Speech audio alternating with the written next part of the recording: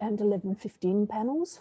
So everybody from the first panel and the keynote is here, and we've just started live streaming, which I need to, might possibly accidentally replay the sound. I hope not. I'll just get rid of that in a sec.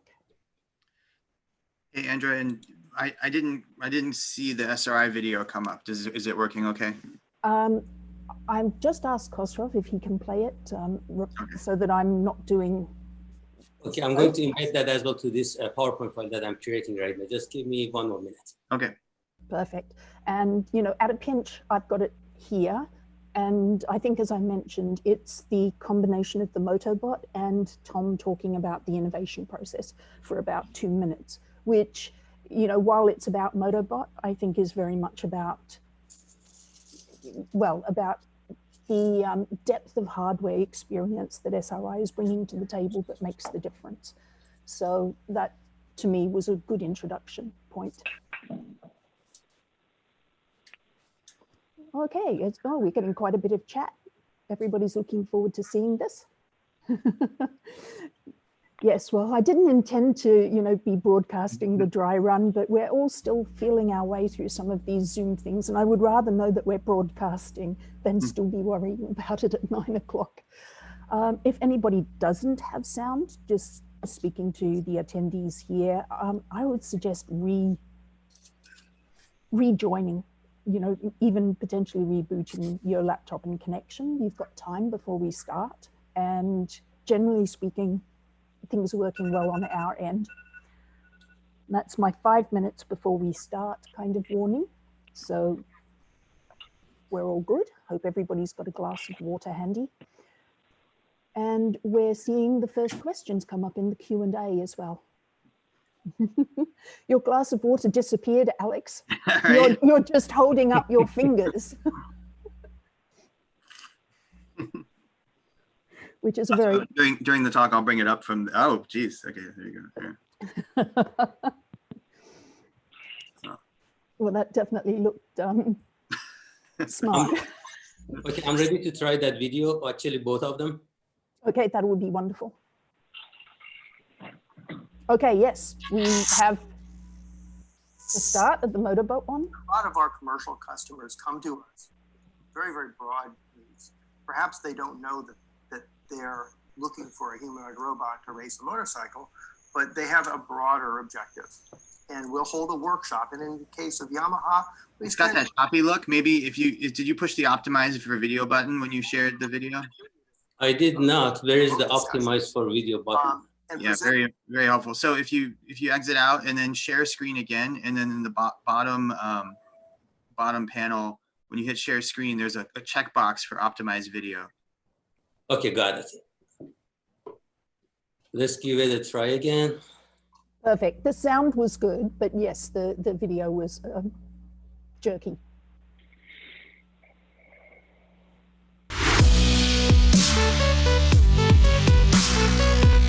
Any better? A lot of our commercial customers come to us with a very, very broad needs. Perhaps they don't know that they're looking for DARPA. All of these just bought what have achieved nearly the performance. Okay, I'm going to go to the previous slide. How do you take an idea and develop tools to change people's lives? It all starts at the center of public education, the University of California, combining the strengths of 4 UCs with world-class research facilities. It's good. I'm going to bring this to beginning. And I was a little concerned that I didn't see the full 2.5 minutes, or actually almost 3 minutes for the SRI one. Okay, let's play the whole thing if we have enough time. Can we? Yeah, or just if you can scrub through to the latter part where we've got again music soundtrack where the Motobot is. Got it.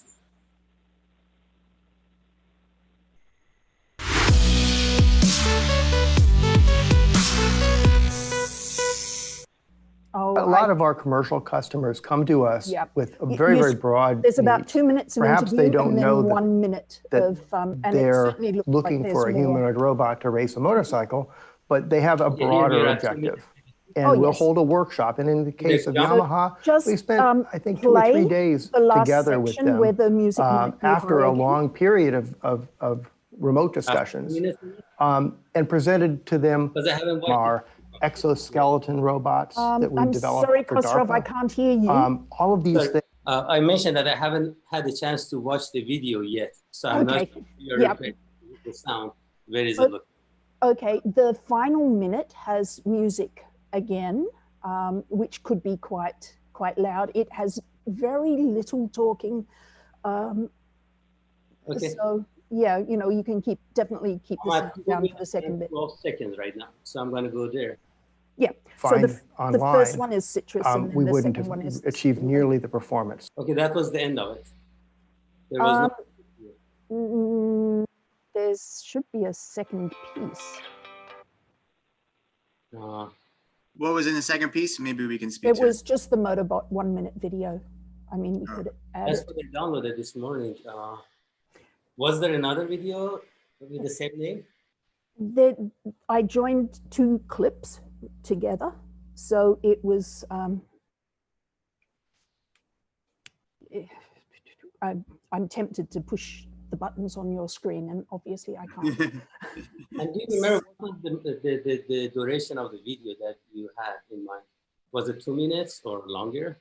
It should have been just around 3 minutes. Let me find the. This one is about 2 minutes and 16 What if we play from Andrew's computer for that section? Would that be okay? Yeah, let's give that a try. Yeah, we are at 9 o'clock. Yes, it should be 3 minutes, 32 seconds. And let me try and screen share what we were looking for at the back of it. It appears like it's gotten lost in the translation, as has my Zoom screen. Here we go. And I think we're getting, it's 9 o'clock. So we'll work on just playing that live. And well, welcome everybody. Welcome to Open Problems for Robots in the Food Supply Chain. And this is the first of 2 webinars focusing on the role of robots from farm to fork. Today we'll be looking primarily at agricultural robots and research into the difficulties that still exist in the field and what we can do to develop useful robots for agriculture. Our follow-up webinar in October will look more closely at food processing, food packaging, food handling, and food service, all the way from farm to fork. I'm Andrew Kay, and I'm Managing Director of Silicon Valley Robotics in the robotics capital of the world, and also visiting scholar at the Citrus and Banatao Institute's People and Robots Lab. And once again, this webinar is produced in partnership with Citrus and the Banatao Institute and the People and Robots Lab, and SRI International. We have a great lineup of expert speakers today, and we're starting with a panel on agricultural robotics startups, followed by a keynote from Jim Ostrowski, who's the Chief Technical Officer of Blue River Technologies. And as part of the introduction, especially giving latecomers just a few more minutes to arrive and not miss any of the fantastic panels, I wanted to play a couple of short videos about the innovation process at both Citrus and at SRI International. So, Khosrow, are you able to roll the video for the Citrus? How do you take an idea and develop tools to change people's lives?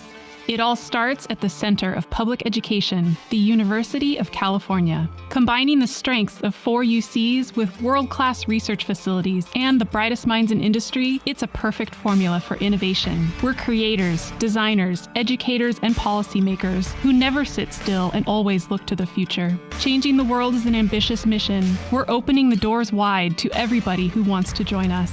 We are the Center of Robotics and AI. Let us introduce you to new partners and collaborators who will work alongside you, not against you. We are the Center of Health Tech. In the near future, a doctor's visit could be just as easy as using your smartphone. We are the center of technology policy. We're evolving alongside technology and advancing frameworks to help people start the tough conversations. We are the center of sustainable infrastructures. We want to leave behind a better world, so we're building systems and structures that will protect rather than pollute. So, how do you take an idea and develop tools to change people's lives? It all starts here, at the Center for Information Technology Research in the Interest of Society. Citrus and the Banatao Institute. And now I'd like to share some of the innovation process for SRI International, who are famous for, among many things, developing the internet, but also some incredibly advanced robots.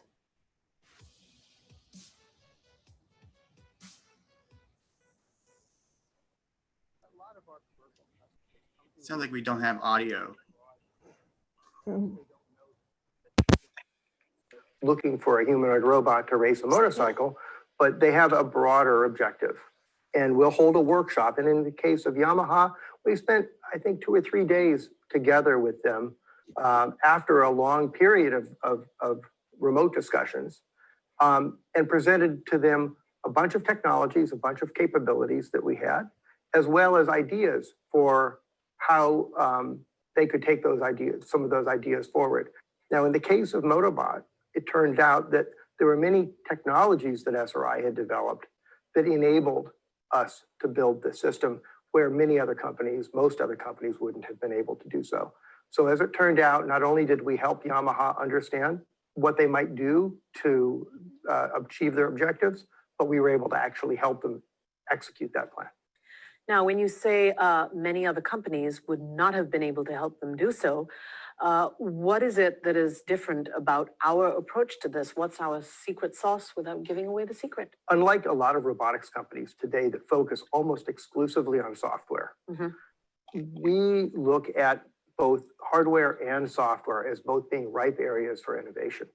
We create component technologies, sometimes to solve a particular problem, usually for the US government, and those component technologies enable things to be achieved that you can't do by buying parts from a parts catalog like most companies would. So whether it be a new type of motor or a new transmission or a different power supply or electronics that's more efficient, going into Motobot, technologies from our humanoid robot systems, from our exoskeleton robots that we developed for DARPA, all of these things were what made it possible for Motobot to be created. And if we had just bought what we could find online, we wouldn't have achieved nearly the performance. Today we're at Alameda, just outside San Francisco. And we've been making a robot ride a motorbike.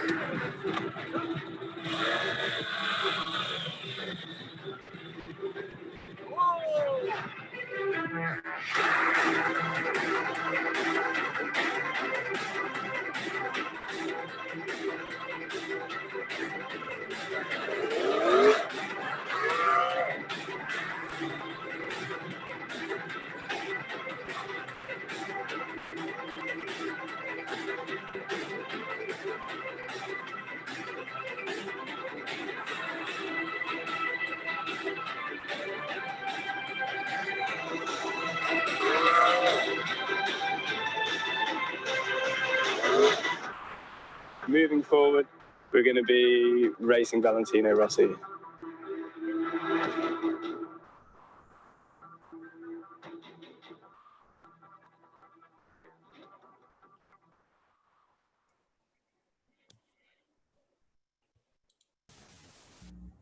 Now, of course, the Motobot video is a few years old now. I think that was originally filmed 2015, but since then, Motobot has gone on to race Valentino Rossi.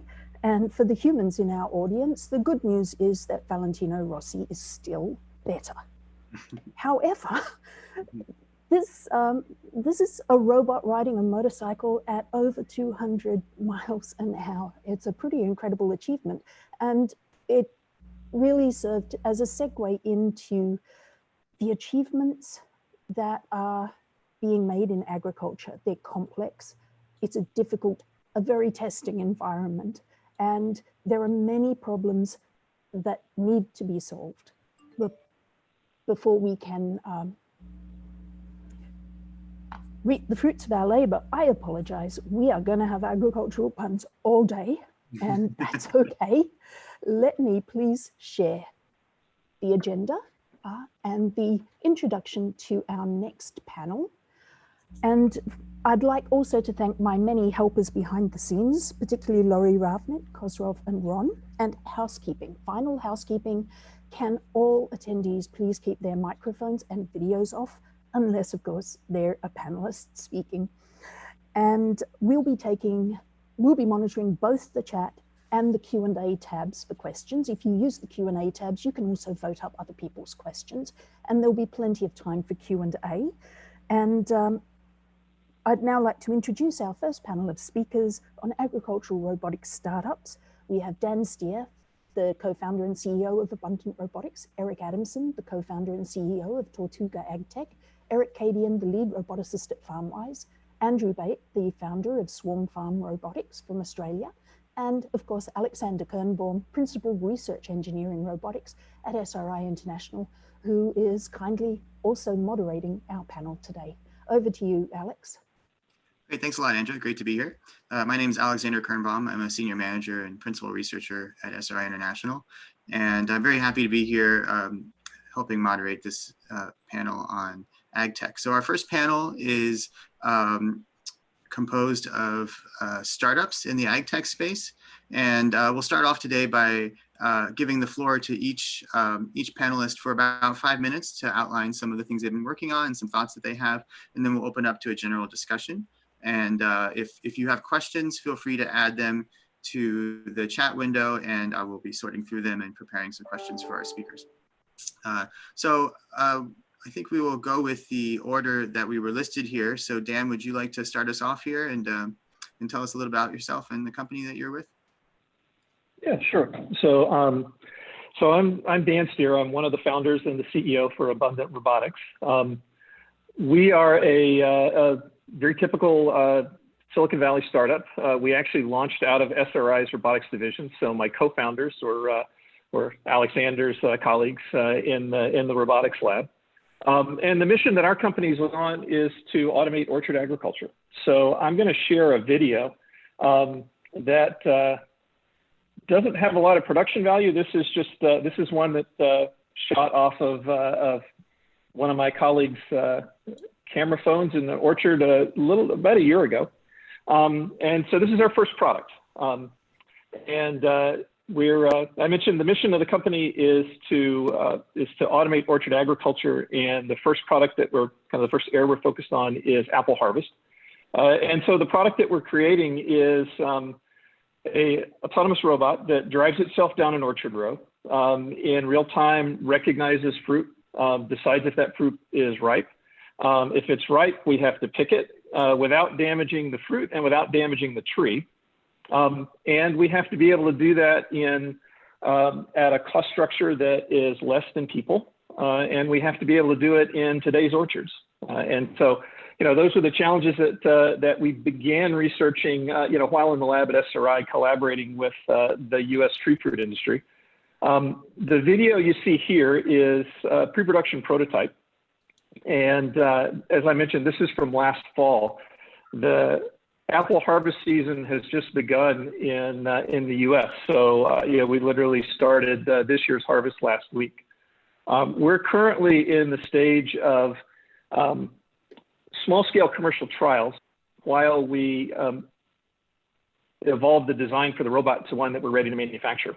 So basically, the differences between the machine that you see here and the one that's picking today is we made it a little bit faster, but most importantly, we've spent this year focusing on durability and reliability of our design so that we can confidently enter mass production, which we think we're close to doing. I think that's a pretty good overview of what we're up to. So I'll use less than my full 5 minutes as the introduction, and look forward to some questions. Great, thank you very much. That's really helpful. And next we have Eric Adamson. Yep. Thanks, Alexander. I'm just going to try to share a screen here. And similarly to Dan, we have some pretty rough production value video to share. But I guess in agriculture, it's really just about does the robot do the job, and less about is it flashy. So yeah, I'm the co-founder and CEO of Tortuga AgTech. Our mission is to build a healthier society and a thriving planet through smarter farming, which I don't think in this group necessarily differentiates us very much. We're all in this industry because of its importance to society and to the world. Here is a quick video, and I'm going to try to find this optimize for sharing button. Anyway, a lot of this is on our website, but essentially we're building similarly a fleet of robots that pick strawberries in these tabletop settings, which is to say glass houses like this that you see from an overhead view, but also tunnel environments. So here's, again, some cell phone video from one of our ops people in the field. A lot of this video is pretty dated at this point, but nonetheless, there it is. So we are building a robot that, just like Dan mentioned, different set of crops entirely, but can drive itself down the row, can identify fruit that is ready to be picked, can also identify fruit that's not ready to be picked, and where is that fruit in its life cycle, and what information can we give to farmers. So I think, the two main problems that a farmer faces, other than the environment they're in and the climate that they're in, are a labor constraint and an information constraint. So we started this company thinking if you can solve some of the labor problems by performing critical farm services, and in doing so, capture information that the grower has never had, that deconstrains two of their major problems and can significantly change how a farm can operate. I think if there's any last point that I would mention, there is simply no substitute in agriculture for just being in the field and learning from the actual farm environment. We spend an incredible amount of our lives on farm, watching robots pick fruit, watching humans pick fruit, and talking to farmers about what they have to do to keep their operations running. I am in the airport right now to go for the next 7 weeks to the farm, and I'll be out on the farm every day, pretty much for the next 2 months. So that's sort of the main lesson I think we've learned in our journey. Yeah, that's it. I think as part of this story that I think a lot of us are probably going to tell, it's a period of growth for us. So we believe. We're commercializing this year. We'll be scaling up through 2021 into existing commercial contracts we have, and that's 2020 has been a hell of a year, but we're still on the path. So that's all I have. I'll take my less than 5 minutes as well. Thanks, Eric. So I'm getting some nice and specific questions from the audience, and so I think I'll mix it up a little bit and ask a couple of specific questions now, and then we can have a more general discussion later. So one question from the audience is, this is for Eric, what percentage of US strawberry farms are tabletop and not ground-based? And I'll also add, like, what are the differences in terms of how you approach the technology? Yeah, so this question is pointed on the US, right? The US is actually one of the slowest adopters of more advanced approaches, particularly in strawberry, for various numbers of reasons. But globally, probably 10 to 20% of all farms are using tabletop, and in certain markets like Europe, it's more like 70 to 90%. And also the way we think about it, strawberry is kind of the perfect place to start. But if you think about the way that a strawberry plant hangs out of a gutter, and where the strawberry hangs in free space, that looks a lot more like a lot of other crops like tomato, cucumber, bell pepper, table grape, various other crops that you can sort of attack in similar ways that you could a strawberry that's hanging in a gutter, kind of like this. Whereas a strawberry that's grown in the soil, it's actually quite a unique looking plant compared to a lot of other plants. So we're not too concerned about the US share of tabletop, although that is also growing significantly as the large growers realize that the certain fumigants that we've been allowed to use that allow us to grow conventional berries in soil are going away in the next handful of years, and tabletop is really the future for strawberry around the world. Thank you. And that video, it was a little choppy. I was wondering if you could try and maybe share that again. It was a really nice video. If you hit share screen button, the optimized screen sharing for video clip is at the bottom of that window. Bottom left. Yeah, bottom left. Yeah, I think that the audience would appreciate that. And I'm also getting general questions about. Oh, it's not showing up there. No, I'm not seeing it. Okay, that's okay. That's okay. But so to that video, is that a real-time video? And are there rates and speeds that you have to get to in order to be competitive? Yeah, I think this is the point that Dan made. You know, what the farmer cares about is that the product costs the same or less, or provides other benefits to them. So I think it's an easy comparison to make in your brain to say, well, how fast is it? Can it pick as fast as a human? Is it faster than a human? What really matters is it lower cost than a human? So that's a sort of a 3 variable problem, more or less. You've got how reliable and how many hours can the robot pick, how fast can it pick, and how good is it at picking, how accurate, what is the quality? So, you know, we're not as fast as a human, but it doesn't need to be in order to be valuable to a grower. If it can pick far more hours, more reliably, and the errors that it makes are more consistent than the errors a human picker will make. So yeah, of course you have to pick fast, and of course you have to pick certain benchmarks, but it's not really about the speed, it's about the cost. Thanks, really appreciate that. Yeah, great. No worries. Okay, so I think we'll go on to our next speaker, Adam Kadian. Adam, would you like to have the floor there? Yeah, thanks, Alex, for the introduction.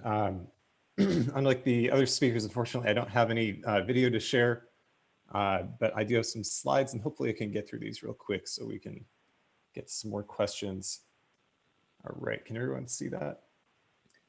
All right, great. So yeah, my name is Adam Kadian. I am the lead roboticist over at FarmWise. I run the robotic software team, and FarmWise is a precision autonomous farming company.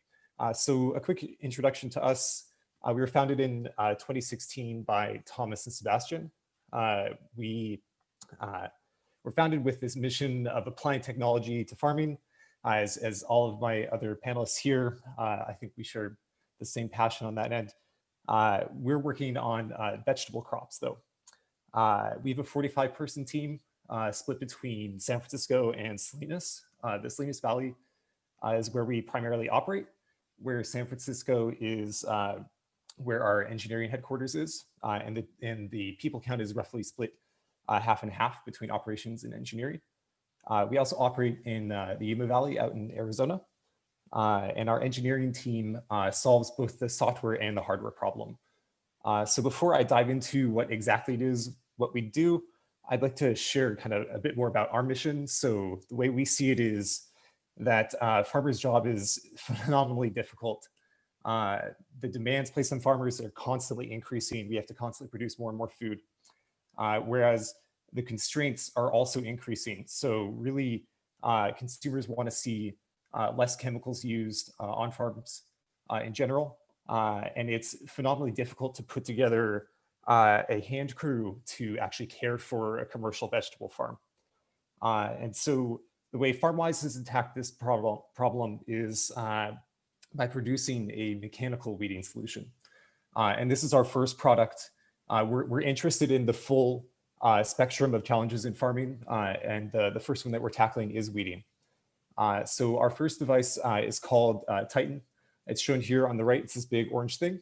It's really 2 devices. It's an autonomous tractor on the front, and in the rear is an autonomous farming device. And the way we actually achieve weeding on the farm is by using computer vision and machine learning to pick out where the crops are in the field.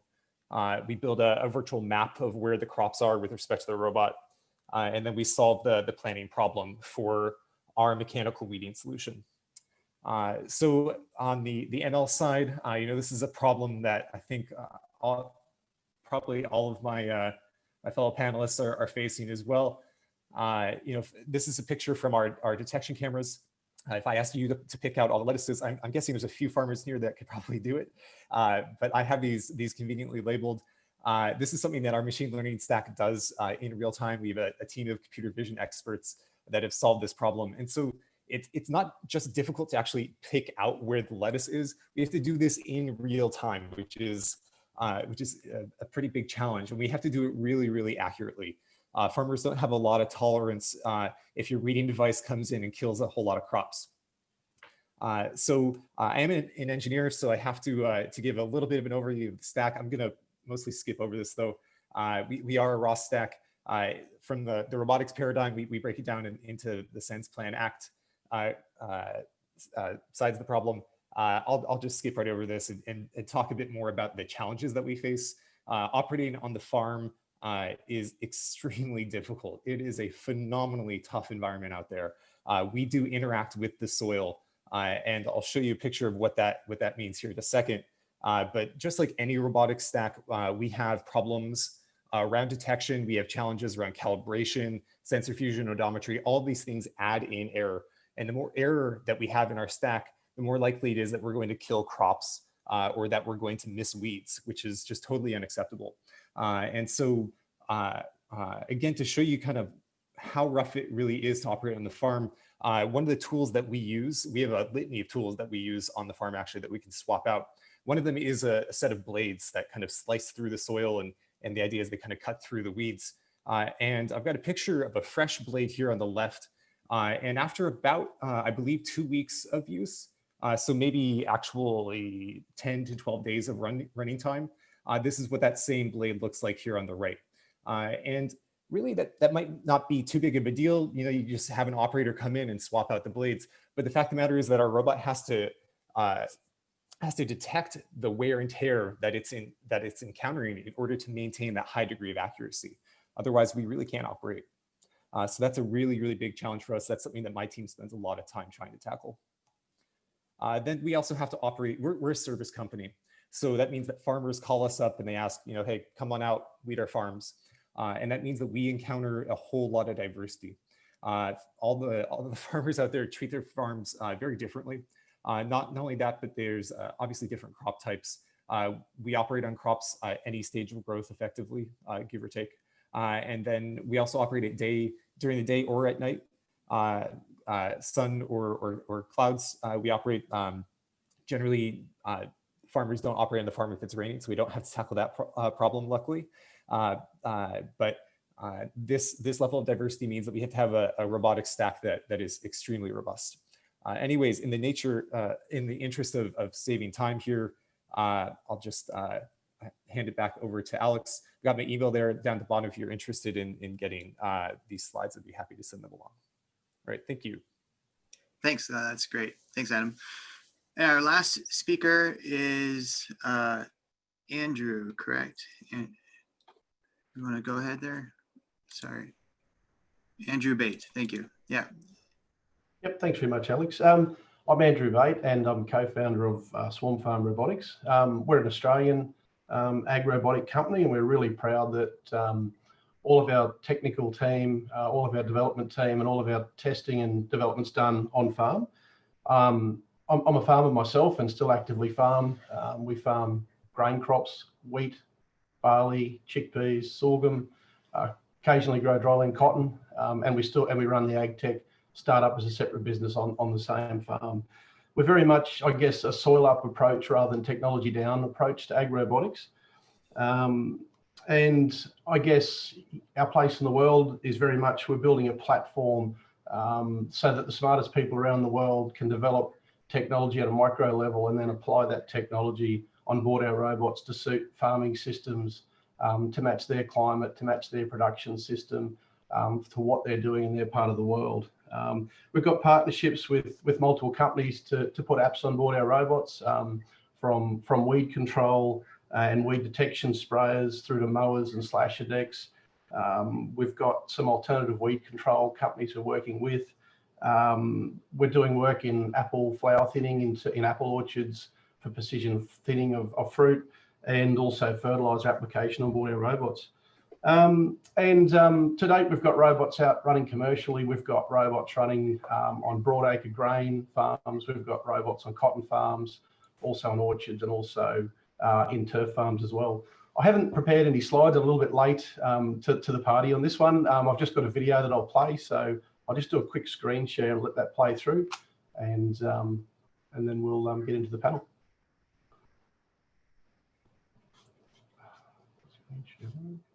Can you see that a video there now? We see your desktop right now. We don't see a video. I'll just try again.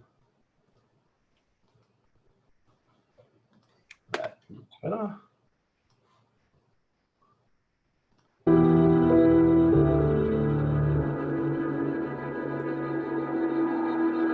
So a big part of what we're trying to do is simplify technology and make it easy. Swarm farm robotics is a vision that we've taken from, I guess, a background in farming all the way through to an ag tech company, and we're one of the only companies in the world that's actually commercialising autonomous agriculture, and we're actually starting to deliver this technology to farmers in Australia now. I started Swarm Farm because everything we do in agriculture is limited by what we can hook on the back of a tractor or what we tip in a spray tank. And if it doesn't fit in either of those two paradigms, we don't do it out in the paddock. And Swarm Farm opens an entire new world of farming technology. I guess, we really like to keep technology simple. We see robots being a simple technology that farmers can actually set up and maintain themselves, and not something that overwhelms farmers. We're really proud of what we do at Swarm Farm. We're ag tech based in the heart of agriculture. When farmers first see our technology, they might initially think that, oh, it's too small, it's not what I've had before, and I think that's another exciting thing, is to see those cogs turning and see the farmers thinking about what they could be doing and what's next and what they can implement on this machine. What we're developing is a platform for agriculture. It's a new operating system for agriculture. And the future of agriculture is going to be driven by this far more exciting stuff. It's not just about driving a tractor. It's actually about, technology and biology and how that comes together to grow better crops.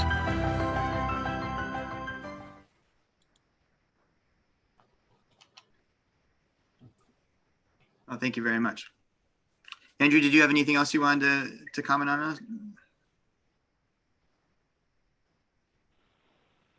Sorry, yep, no, I thought you said Andrew. Yep, no problems at all. That's me done, thank you. Great, thank you very much. Great.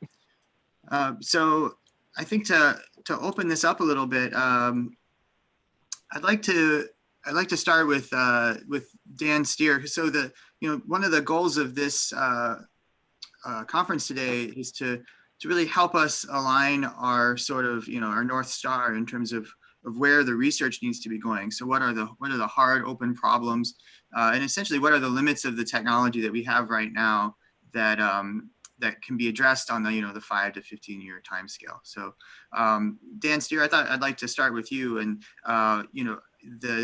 the platform you have right now is incredibly impressive, and there were some questions I'm sure you could answer about is this video sped up, is this real time, and what are your pick rates and success rates, and I'll leave that to you if you want some details on that. But so you really have broken new ground in the field of autonomous high-speed fruit harvesting, and every part of that is hard in the field, autonomy, high speed. But what do you see as the frontier in autonomy, the next frontier? Are there opportunities that our partners here in academia can be working on now that could have a big impact on how harvesting is done? Yeah, well, so I guess the first thing I'd say is I think we're pushing the limits of what everything kind of in each area for what's possible today. So for example, the perception systems that we're using, we can recognize more than 95% of the fruit in a canopy. We can decide if it's ripe with equal precision to people, with better consistency, because we don't vary by time of day or kind of how long somebody's been working, et cetera.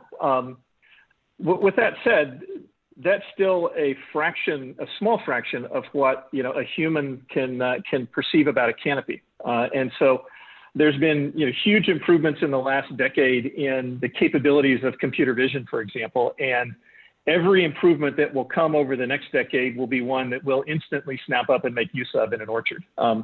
And so the first thing I'd say is if you take sort of what the frontier sort of capabilities of robotics, we're pushing the edges on every one of them. Now, what's interesting, when you go from as you're creating a startup, there's sort of two phases we've gone through, and we're still working through the second of those. The first one was, can we invent the solutions to be able to do the task?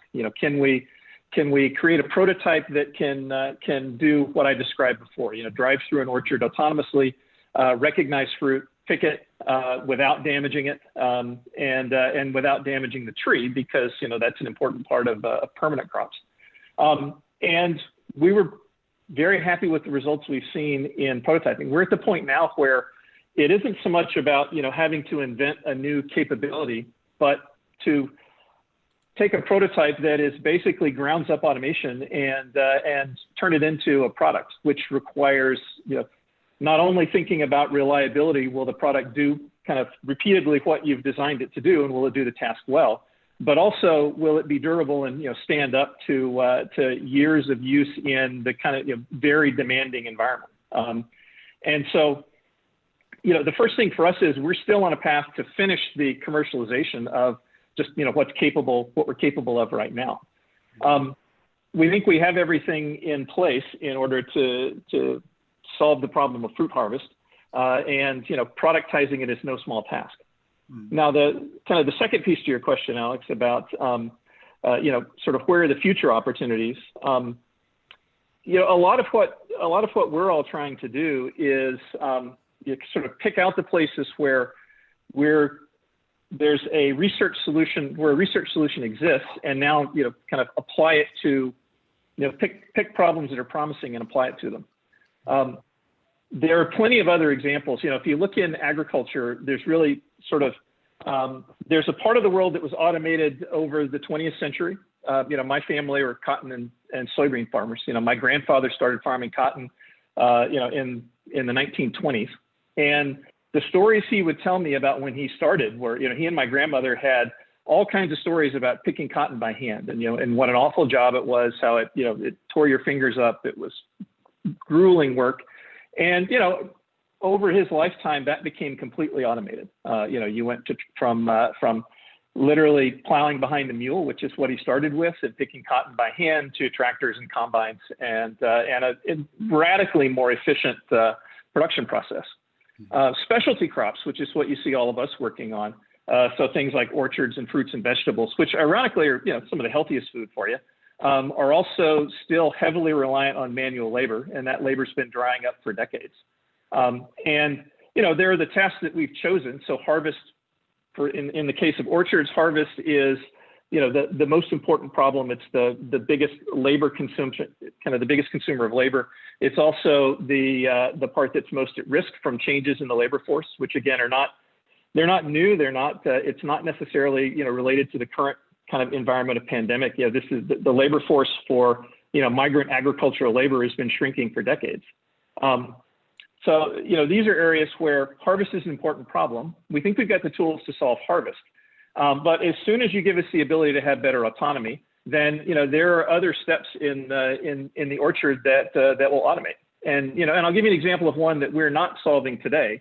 That is a research topic, which I think is not that far away, but would be kind of another value add. As we're picking fruit, that fruit gets deposited into large bins, and in the case of apples, those bins are about 4 feet, 1.25 meters square, and about 30 inches tall, about 2/3 of a meter tall, and they hold about 900 pounds worth of apples. And so these are sort of big, heavy things that you have to move around. And growers will literally harvest, thousands to hundreds of thousands of bins of fruit in a harvest season across a 90-day window.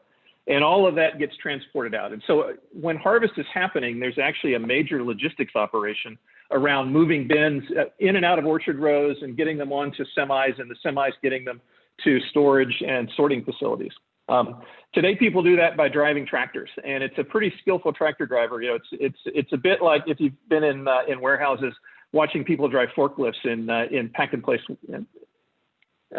pick and pack warehouses. They're flying around the orchards. It's pretty cool to watch people that are skilled at that kind of work. If we had an autonomous tug that could navigate not only orchard rows, but an entire farm environment, and all the vagaries that go on with obstacles like semis and people and ruts and mud puddles and dirt and all the rest, that could come in and automate the process of moving bins around. That's another application that would be pretty useful to the orchards that we work in. I don't think today's autonomy is quite up to the rigors of that task, I don't think it's very far away, but it's an example where there's a perception capability that's not very far away that's going to lead to another product that that'll improve this this supply chain. Thanks. That's really helpful. And from our conversation before, I thought I'd mention one of my favorite points is that, you know, level 5 autonomy in the, you know, out in the wild is very, very difficult, in part because you just don't know what people are going to do. But on the farm, it's a slightly more controlled environment in the sense that people are used to being around very dangerous equipment. They grow up in that environment. Yeah. and I think that could actually be very helpful for level 5 autonomy on the farm. Thanks a lot. So my next question is for Eric Adamson. And Eric, I have kind of two questions for you, but I thought just to try and keep with this theme of realism, and coming from academia myself, I'm very aware that as a grad student, your goal in robotics is to produce a good video of something that happened maybe once.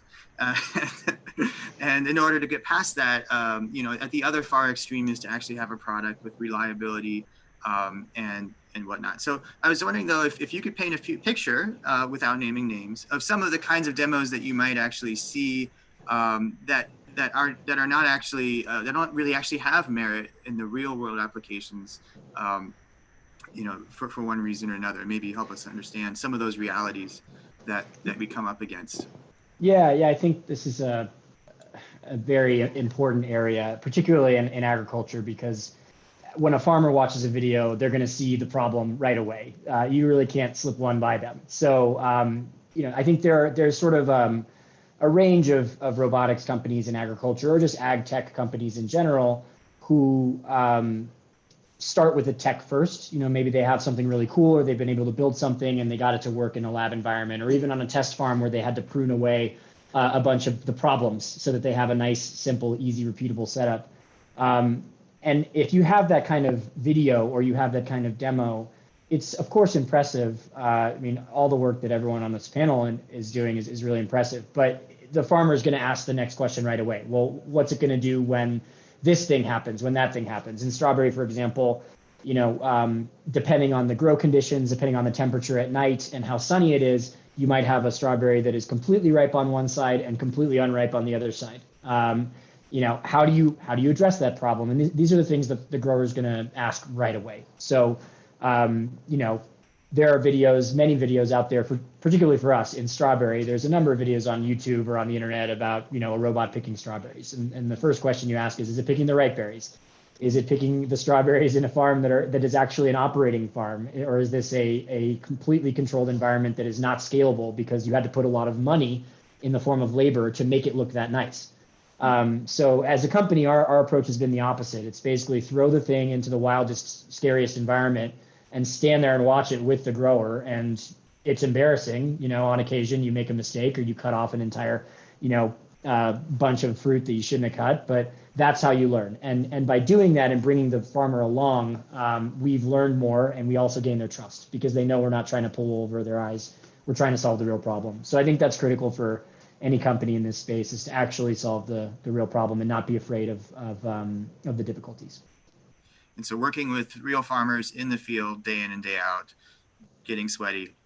Absolutely. Getting muddy, wet, sweaty. Yep. All of the bad things. That's another theme I've heard from pretty much everybody in the ag tech startup space, is that, you know, agriculture is a dirty, rugged, muddy business with lots and lots of physical challenges like that. Great. So this next question was sparked by my discussion with Eric, but it's really for anybody on the panel. So there's been, certainly at the consumer level especially, there's been a movement to support small farm operations as opposed to large corporate agribusiness models. With these different technologies, some of them may support small farms, perhaps even the sort of robotics as a service business model may support small farms. You know, in the case of your particular technologies here, do you see that as being the case? And also, but the real question is, is that a noble goal, and what is the high level value that we should be seeking as an industry? Well, was that for Eric or? That is for whoever wants to speak first. All right. Well, I've got some thoughts on that. So the first piece is, I think most of us are bringing these agricultural robotics to market as a service. And the first thing to point out is that's not new. There's a business model in agriculture that's been around as long as there's been, combines called custom harvest, which is simply that, a company will own harvesters and they harvest as a service. And, if you're from the Bay Area, it's really common to see that business model, for example, in the wine industry. And you don't just see it in the field, but you also see it in things like, the machines that crush grapes for small and medium-sized wineries. So, the first piece is certainly the business model that we're coming to market with, as a service, as a custom harvest business, is very familiar to large and small growers, and certainly makes what we're doing accessible to all of them. I think about what we're doing in terms of what I mentioned before, which is, sort of my grandfather's experience across his lifetime. He was born into a family that owned kind of a small, medium-sized family farm in northeastern Louisiana. When he started farming, he literally walked behind a mule with a plow, and experienced an evolution in farming through the introduction of just a series of types of automation that made farming radically more productive. That meant there were fewer people involved in farming, but those people, I don't think they're any of the grandchildren of the people that were farmhands or that were in my grandfather's family that decided not to farm as the farming became more productive, that would want to go back and pick cotton by hand the way they used to. And so I think our mission is to increase the productivity of food production so that the people that are involved in food production have a higher standard of living, and so that society in general is better off. I mean, fundamentally that's what automation does, is improve productivity growth. And so I think that's what we're all working toward. And the interesting thing in agriculture is, if you're not familiar with it, there's a really big difference in the productivity of farming operations that are amenable to automation. So, row crops, imagine if we were still picking cotton by hand for, what it would be like to clothe 7 billion people in the world.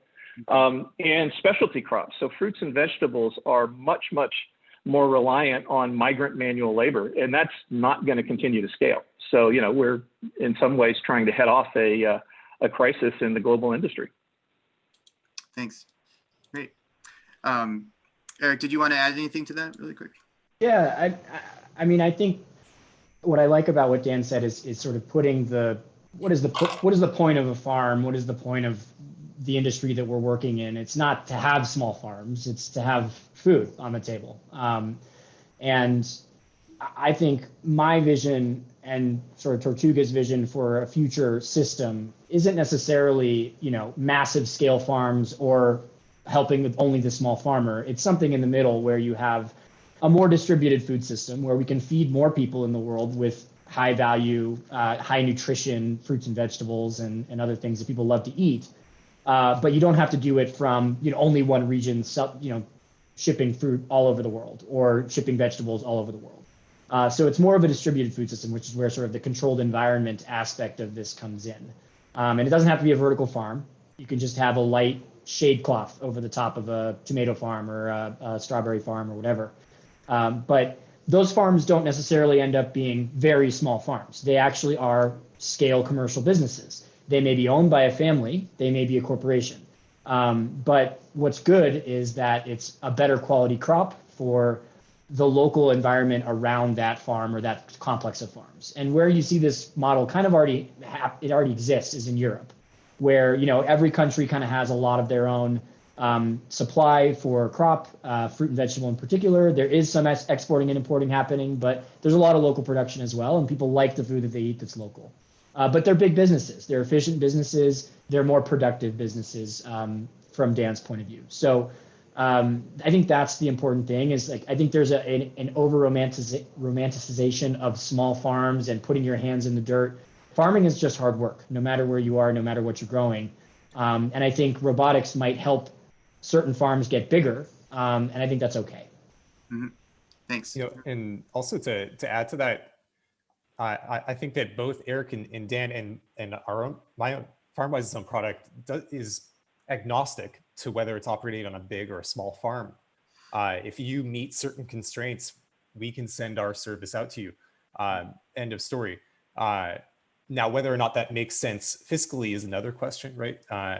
And then also, does it solve the kinds of problems that the small farmer is trying to address is another question, because I think the constraints on a small farmer are probably quite different from that of a commercial grower. Mm-hmm. Thanks. A bit from Swarm Farm perspective, I guess we see ag robotics as very much, leveling the playing field. Like if you look at countries that are developing nations that ag tech's left behind, they don't have John Deere dealerships, they don't have Case IH dealerships. Their farming systems have evolved without ag technology and modern ag equipment. And so their farming systems are based around that. A lot of them are subsistence agriculture, some of them are commercial. But they produce huge amounts of food and feed millions of people around the world. And we see that some of these nations are kind of going to skip the copper wire and go straight to connectivity. In that we've seen that in terms of mobile connectivity and communications in these countries. They never had copper wire and telephones, they went straight to mobile technology. And I think that some of these nations are going to leapfrog, developed nations in terms of adoption of robotics and ag tech. And because they don't have that legacy, they'll be quicker and faster to accept new business models, new delivery models. And they may not have the same robot that you see in a developed nation or a very advanced farming system. It's going to be a different robot, but they've got problems they need to solve too, and they're very valuable problems, not only monetary, but also in terms of food security and also environmental impact. And I think some of the solutions that ag robotics are going to deliver to them are going to be quite breathtaking as well. Thank you very much. So this last topic, I believe we have about 10 minutes left, if I'm following the schedule correctly. So there's been and this is for everybody on our panel. So there's been a lot of talk about data-driven farming decisions. It's actually relatively easy to make a pretty two-dimensional heat map of various parameters on a field. But I think there are a lot of challenges in finding actionable data, data that can actually be used by the farmer or by the robot. Now here we have in this group a couple of cases where the actionable data is immediate, like pick this apple, don't pick this apple, or remove that plant or not, depending on if it's a weed. But I was wondering if our panel could help the audience see a little further into the future. What are the challenges around longer term actionable data, and what kind of actions would we like to be taking right now that we're not able to take, maybe because we can't? I'd love to take a stab at that if my other panelists are okay with. Please. As we begin. I think we're all eager to tackle this one. This is a great question.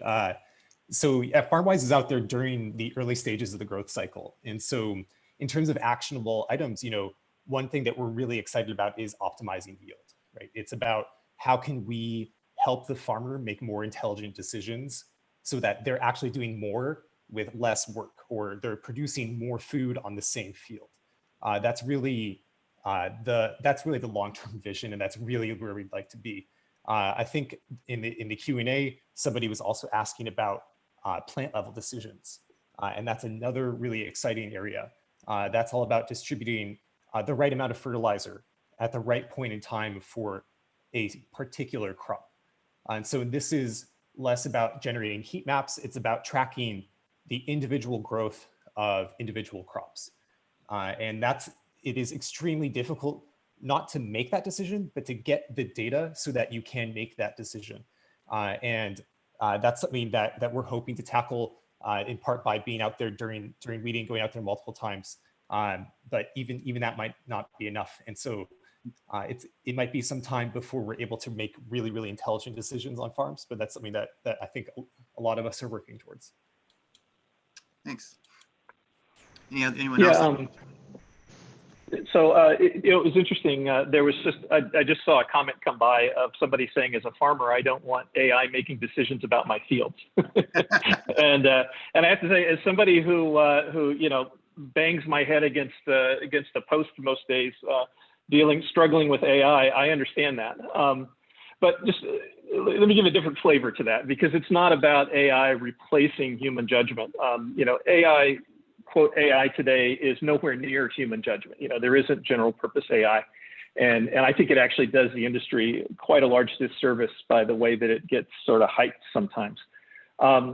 But what we can do, and this is an interesting thing about robotics, is collect an immense amount of data while we're doing the physical tasks that we go about and do. So for example, just to harvest,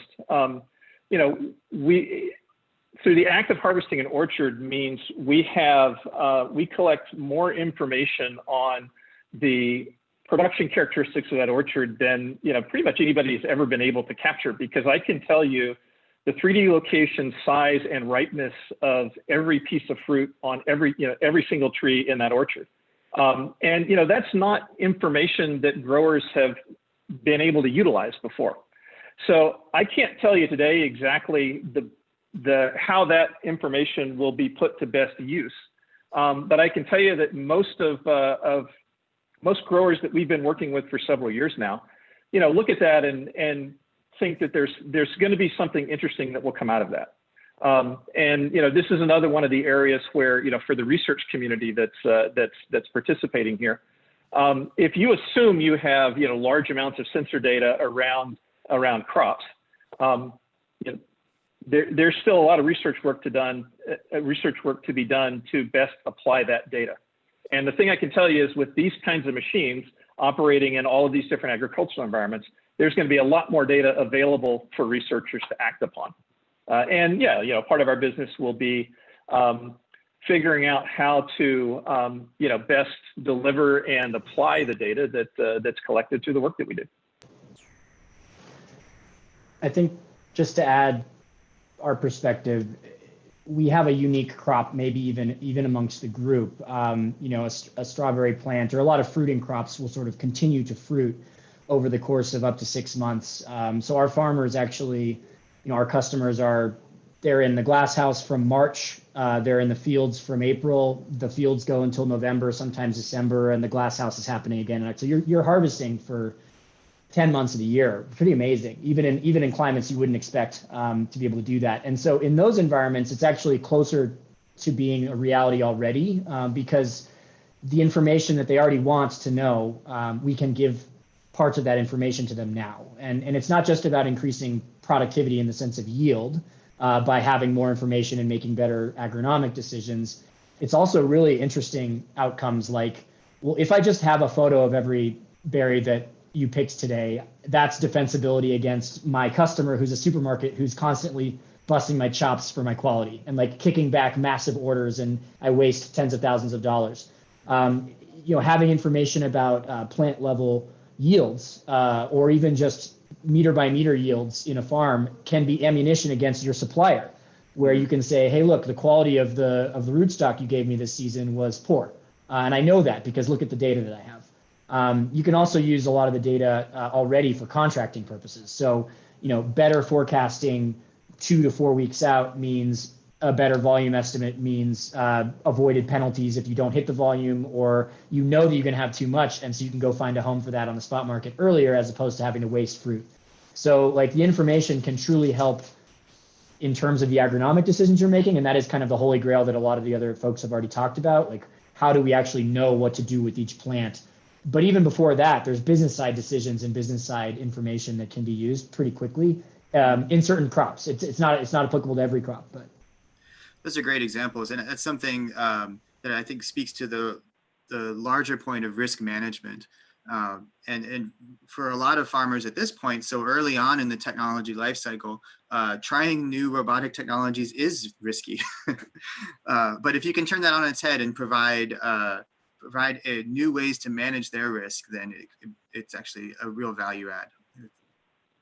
I think, I guess sometimes we kind of overestimate the impact of technology in the short term, but kind of totally miss the boat in the medium to long term. I think robotics gives us a chance to actually go through years and years of old research that's been shelved because it didn't work on the back of a tractor, or it didn't fit in the agronomic system that we're currently growing with now, and go back through it and see, you know, what else is out there that we can actually apply to agriculture, because it's not just the technology, it's the agronomy to go with that technology. And example of that, I think, is even plant breeding. Like every year I go to our hybrid seed variety trials for sorghum breeding, and they've got all these different lines of genetics and plants that they've bred to see, you know, which ones are going to be the new hybrids they release the next year. And we have a bet. There's a thing where it's competition. You guess which variety is going to yield the highest, and we all have a few beers and walk down the rows as farmers, and there'll be some beautiful variety there that it's outstanding, looks better than everything else. It'll win the variety trial that year. And then the next year in Australia, we have a lot of drought and variable weather. The next year, that same variety will crash and fall over because it's too dry a year, and it'll get thrown out of the plant breeding program because it can't perform in a good year. And there was a researcher at one of these variety trials that I go to every year, and he had this work where he was cutting leaves off plants, and he said, you know, if we cut leaves off with scissors, we can change the plant water use efficiency, and we can make some of these varieties yield higher in a drought year. And I remember this is, you know, 20 years ago, and I was kind of, you know, straight out of university, and someone saying, oh, what a load of crap, we'll never do that. That's just not practical. And that research got thrown out. But it wasn't just that research that gets thrown out. It's the agronomy and the plant breeding that our plant breeders are throwing out every year because they're only breeding for the technology we have now. The real opportunity with robotics is when we can bring new farming systems, new plant technologies, new things we can apply in the field. We can actually unlock genetics that we're throwing out right now and putting no value on, because that variety that gets thrown out every year that can't handle a drought year could be the next variety that lifts sorghum yields by 10%. And we're not getting gains like that in agriculture now. So by going back through research, we can start finding things that can unlock agronomy that we've already discovered, but we threw out as unpractical. So I guess, you know, this thing about robotics is about solving problems at a micro level, not a macro level, which is what we've seen in modern agriculture. Thank you very much. So we're out of time, and I think it's a good sign of a really wonderful panel that we had many questions that we weren't able to get to. So apologies to the audience for that, but the chat log will live on, and there may be opportunities to come to some of those in the future. But I really want to thank our panelists for a wonderful discussion this morning, a great way to start us off right. Thanks, and I'll hand it back to Andrew. Yeah, thank you. Thanks, everyone. Thank you.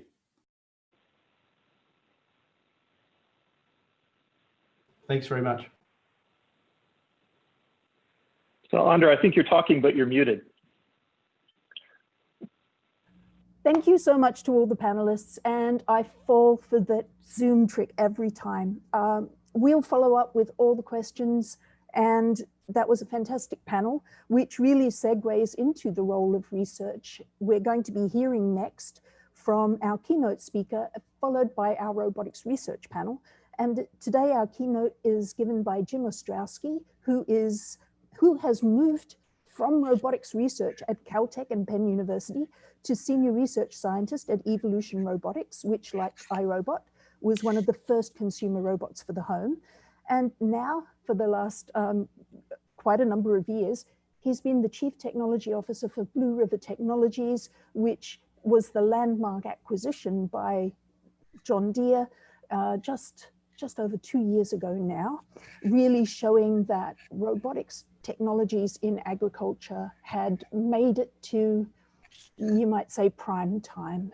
And so Jim has presented some amazingly informative material at our previous agricultural events. And so I'm delighted to be able that he's agreed to give a keynote today. And over to you, Jim. Great, thanks, Andra. Let me start up screen sharing.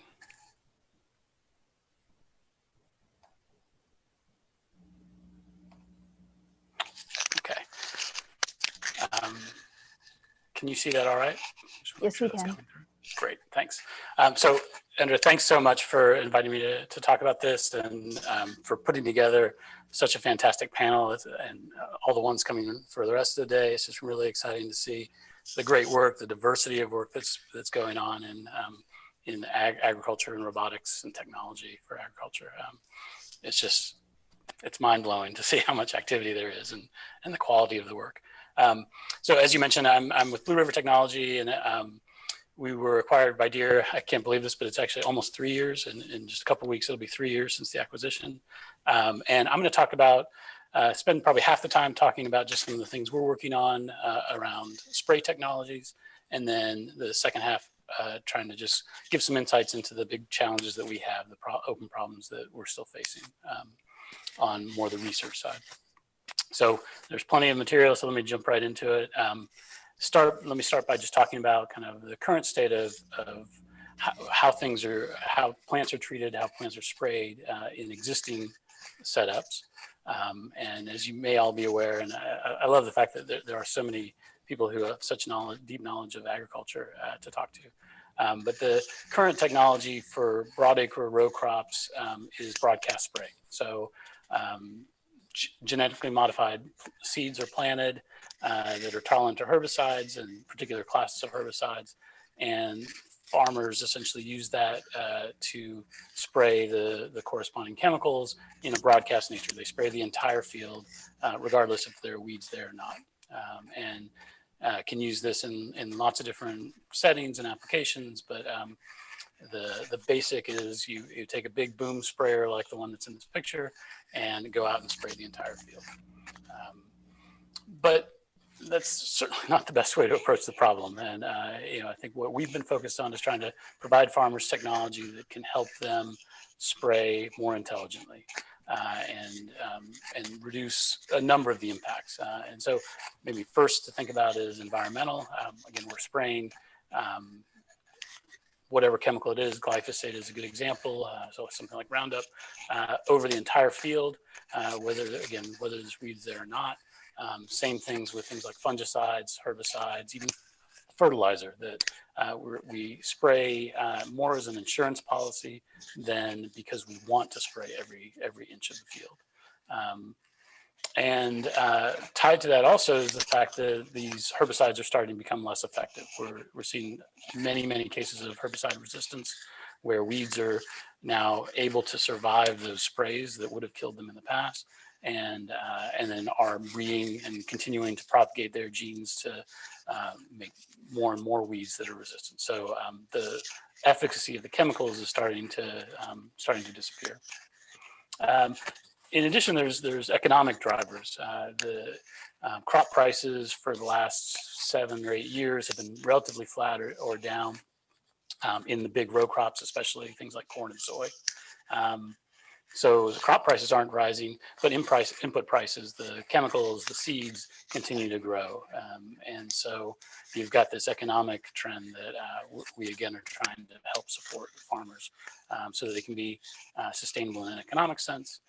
And then the last piece is sustainability in more of an environmental and practice, the farming practices that they use. There are a lot of societal pressures around moving away from genetically modified crops, away from spraying so many chemicals on the fields and on the crops.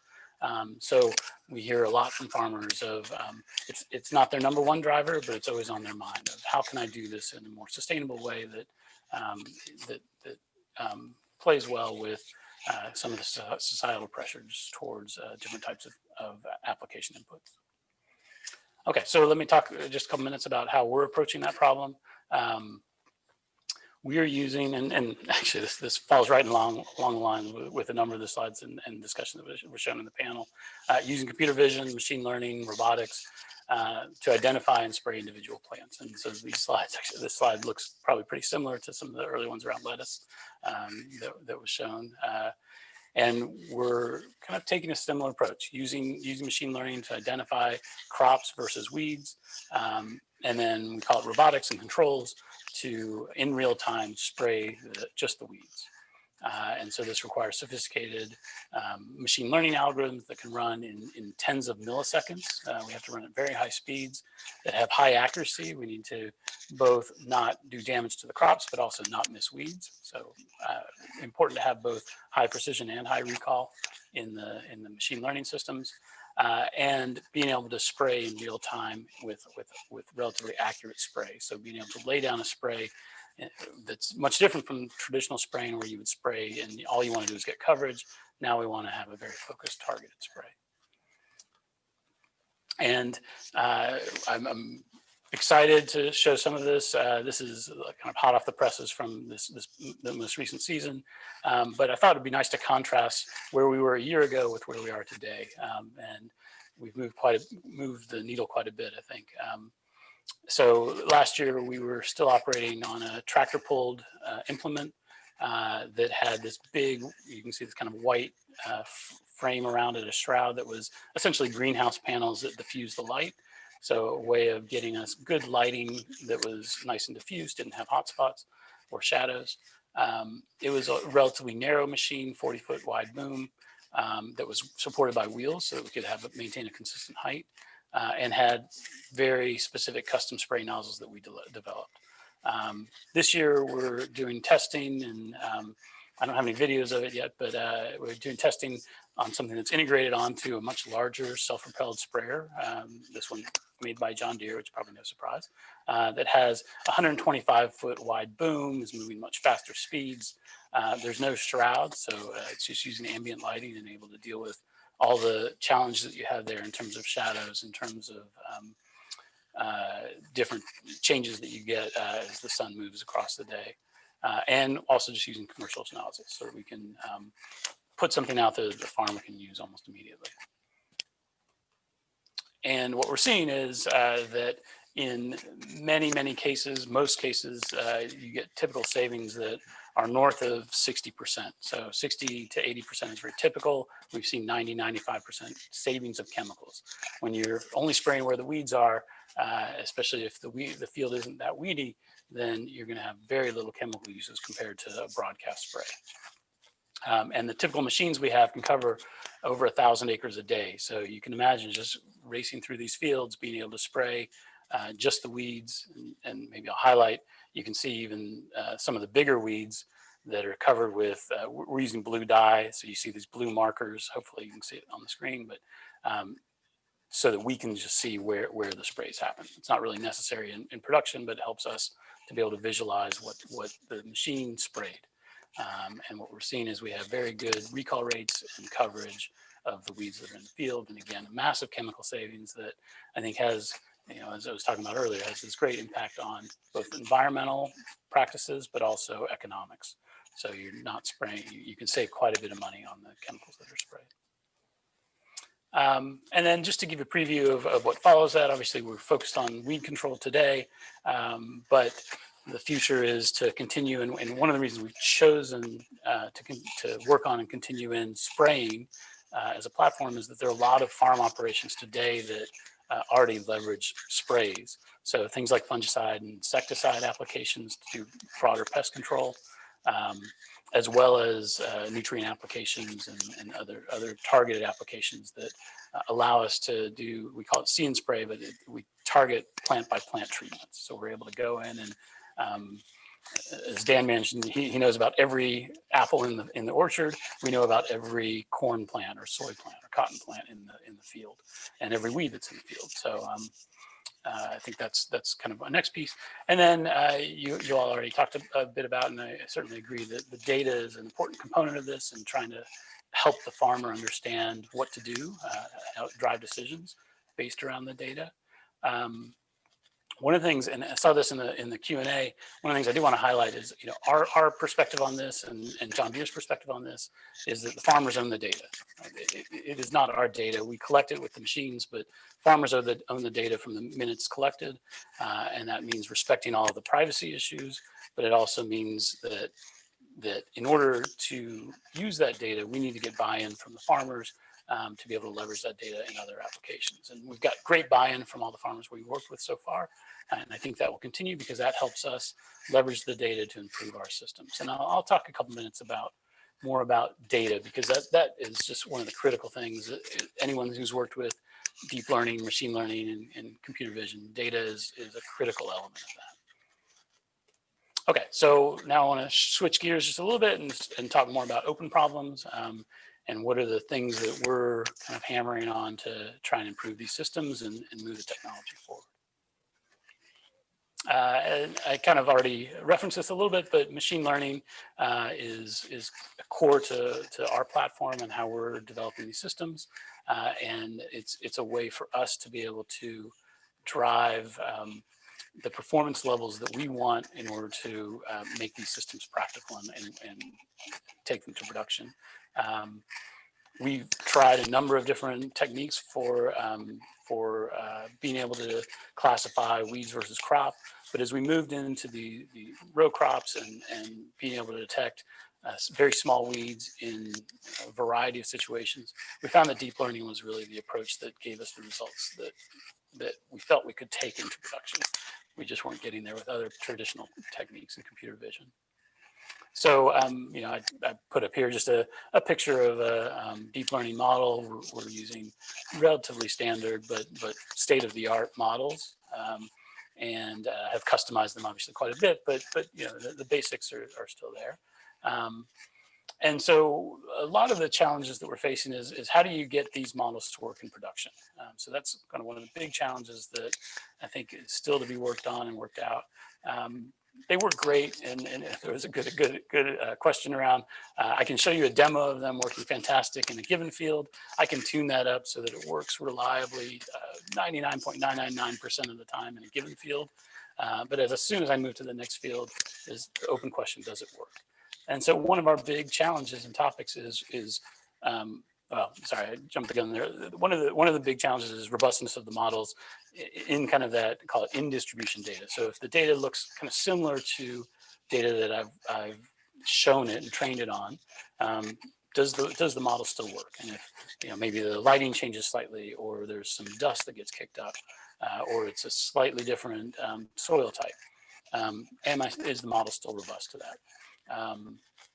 And so we're spending a lot of time working on that and trying to figure out good ways to do that. And like I said, if the data looks very similar to what we've trained it on before, these models work really well. One of the big challenges with deep learning has been detection of small objects, so we spend a lot of time focused on that also. We're looking at, you know, weeds that are down the size of a fingernail that we want to be able to detect blazing through the field at relatively high speed. So we need to be able to do it quickly and balance that speed with being able to detect very small objects. The second piece that I want to call out that I think is less well studied in the research literature, but is a big challenge for us, is generalization. Is how to, if I'm going into a new field that I've never seen before, that might look just slightly different or maybe significantly different from fields that I've trained it on before, how will the system work? And there's not a lot of good guarantees there. There's not a lot of good research on how do I generalize these systems. And so we're spending a lot of time working on that. Obviously, adding more data, adding more diversity of data is a key piece. And I'll talk more about that.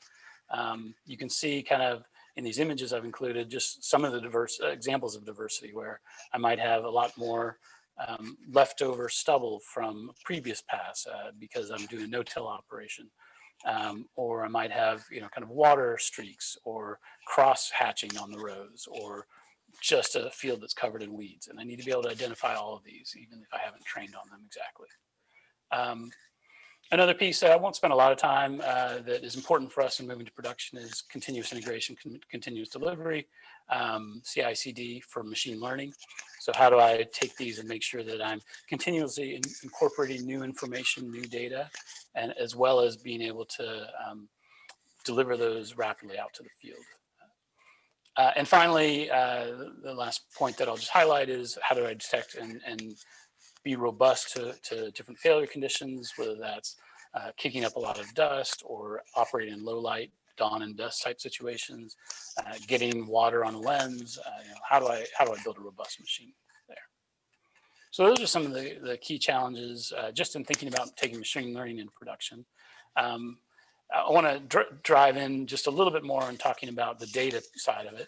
And data is really interesting for us because it goes back to this notion that if I can collect data and train models with enough variety and diversity of data that represents the situations I'm likely to see, then we can do pretty well with these deep learning models.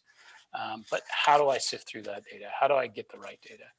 And a typical machine that we're running can collect terabytes of data a day, right? So between images, machine logs, the whole thing, it's easy to collect mountains of data.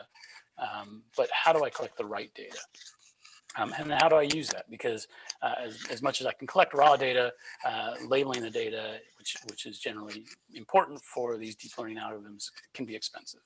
And so I've often phrased it as, if I wanted to go out and collect 1 million images, how do I do it? And it's really simple to go into one field and collect 1 million images, but that's not very useful. That doesn't give me any sense of the variety. The other end of the spectrum would be try to go to 1 million fields and collect 1 image from each field. And that's just not practical, certainly with where we are today and what we can collect. And maybe 1 image per field isn't enough. So how do I balance that? Getting the amount of data that I want with the diversity.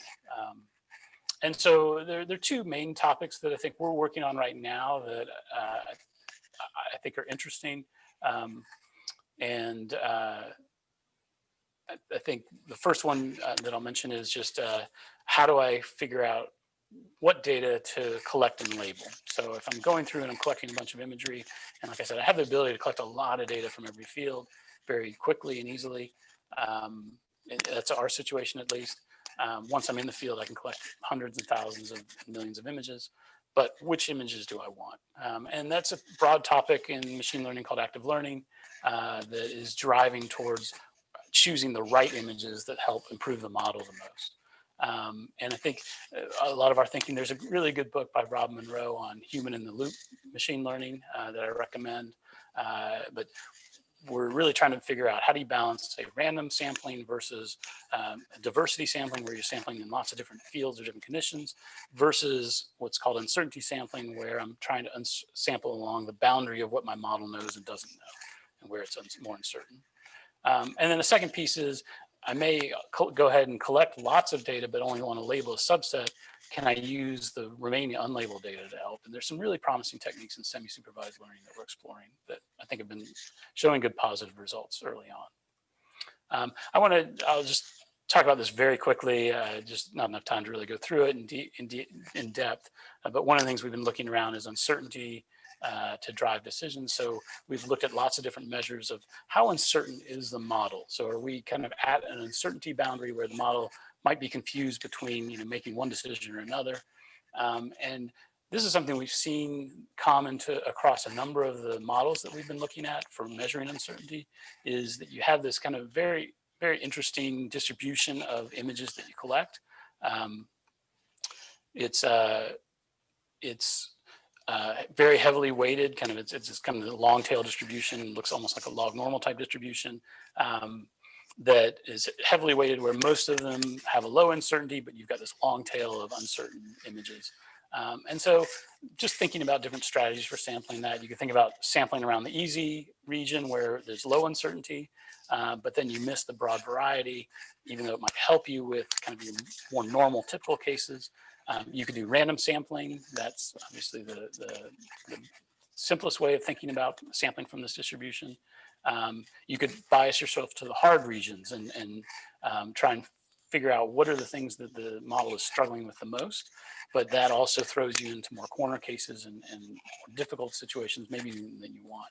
And you typically will gain on your recall, your ability to detect things, but lose on your precision because you've sampled these very difficult cases. Anyway, really interesting area that we've been spending a lot of time thinking about. So let me shift gears and spend just a little bit of time talking about this journey that we've been on from automation to autonomy. Maybe I'll start with saying, I get the question all the time. So, hey, when am I going to get my autonomous tractor? When am I going to get my autonomous sprayer? And the thing I always want to call out first is that getting to autonomy really requires automating the operation, right? So if I've got an autonomous tractor, that's great, but the analogy we've used in the past is farmers don't drive tractors. They don't tractor tractors. They're not driving like a car. Like they don't drive the tractor as a means to an end. They drive a tractor to perform some operation. And so in order to automate the tractor or make the tractor autonomous, we really have to automate the operations that they're driving. And we're focusing as a starting point on this kind of protection or spraying for protecting the plant, like weeding and fungicides and things like that. But you can imagine there's all different operations in farming that each one needs to be automated. Each one has its own sets of challenges. And again, this goes a bit back to the panel. You see the diversity of operations from preparing the soil, things like tilling, to planting, to harvesting. And then how do you loop that all together to optimize the system? So I think it's just really important to call out that notion of automation is really important. And to automate really requires understanding the problem and teaching machines to understand the problem. Things like, how is the job performed? What sensors are needed to be able to sense the right values in the problem? How do you verify that things are being done correctly? So, those are keys that I think we're really working towards. And then what's the impact downstream of that? So this is probably nothing special here, just to call out. One of the things we've really focused on is extending call it Sense, Plan, Act, the traditional robotics paradigm, to include lots of pieces around verification. So verifying that the system is operating properly, and then learning and adapting parameters and feeding that into the cycle. I wanted to also just give a couple samples of things we're working on more the autonomy side. I'll show a couple pictures that are coming of systems we showed at Agritechnica this past fall. This is a cabless, call it tractor, if you will, but able to drive on its own. And one of the things I wanted to highlight and maybe place a bet, I think I'd have a lot of people that probably agree with this notion on this call, but I strongly believe that we're going to see fully autonomous farming equipment having significant adoption in the US and probably globally before autonomous cars really hit the market in a significant way. And there's probably lots of nuances in how we define that, but I just think there's so many reasons in which farming is just a great place to see a lot of progress around autonomy. Things like operating in a constrained environment. You've got farms that are pretty well controlled. I think someone mentioned earlier, people understand working around this type of machinery. The speeds are lower. Labor shortages are driving needs. There are some key challenges though. So you're driving through crops, so you're not in open space as much. You very often are driving through crops. So maybe that some of the operations are focused on other types of it's not general farming, but it's maybe specific farming where the crops are smaller and you can see through them. There is obviously a much heavier investment in autonomous cars than in farming, but I think there's a lot of groups that are making those investments today. And then obviously, as I just mentioned, you have to automate the jobs first. And I'll leave you with, this is just a picture of another machine that we showed at Acre that I'm really excited about. This is a driverless sprayer that we've been working on, and just I think is just a really cool platform. One of the things I love about this is it's also very lightweight. So the footprint here is the pressure that it puts on here is less than that of a human footprint, and so is able to drive through fields in lots of different conditions. So there's some really cool opportunities, and I think you've seen also some great work going on in these autonomous farm equipment getting into the field. So it's coming soon. And maybe I'll stop there and answer any questions or. Wow, that was fantastic, Jim. And I know that there's a lot of questions. We may have to follow up with some of them after. There's questions perhaps you might be able to answer, as in, are we instrumenting farms and the produce on farms too much towards, the tasteless tomatoes? Or are you seeing signs that we're going to be able to start to deal with a wider range of more individualized, more tasty kind of crops? Right. It's a great question. And, I think we have shifted gears a bit more towards the production row crops. And so, a lot of these are also not even human consumption foods, and things like cotton. So it's more clothing, things like inputs that go to other places.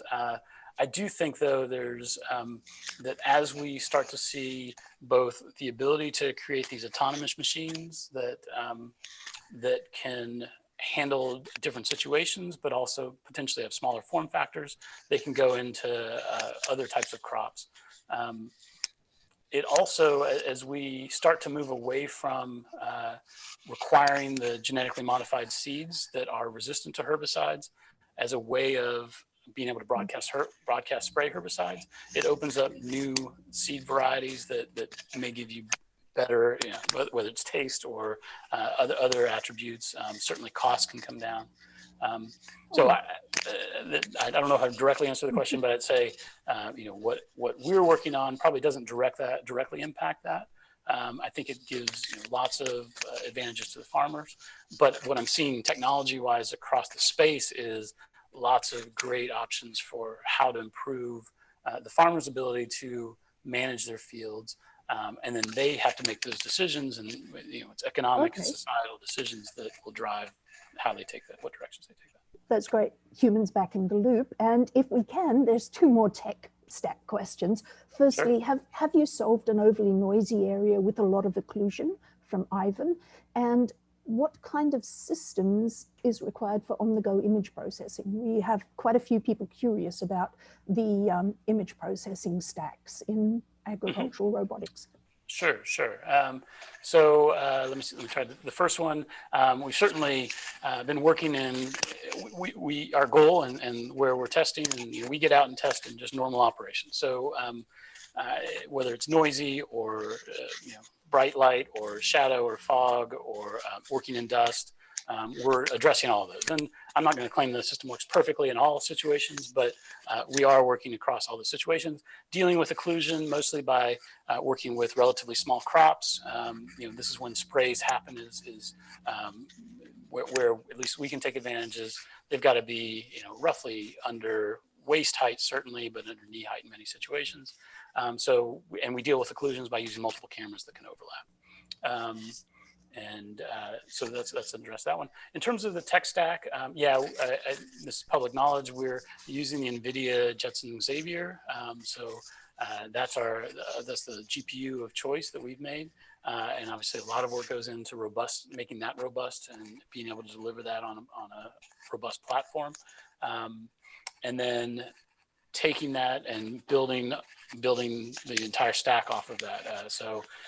We have customized our stack. We've also used ROS in the past, and we use it in a few different projects currently, but we mostly have customized our own tech stack and are building on a GPU that is able to run these deep learning systems.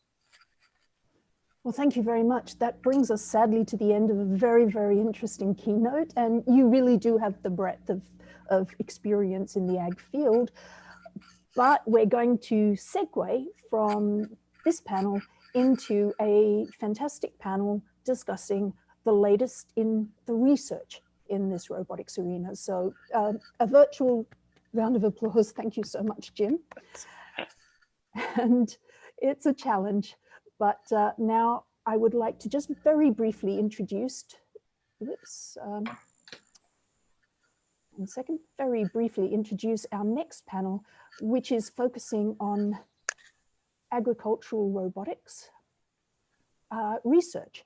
And I don't know if I'm actually sharing the screen that I wanted to share. I'll give it one more try.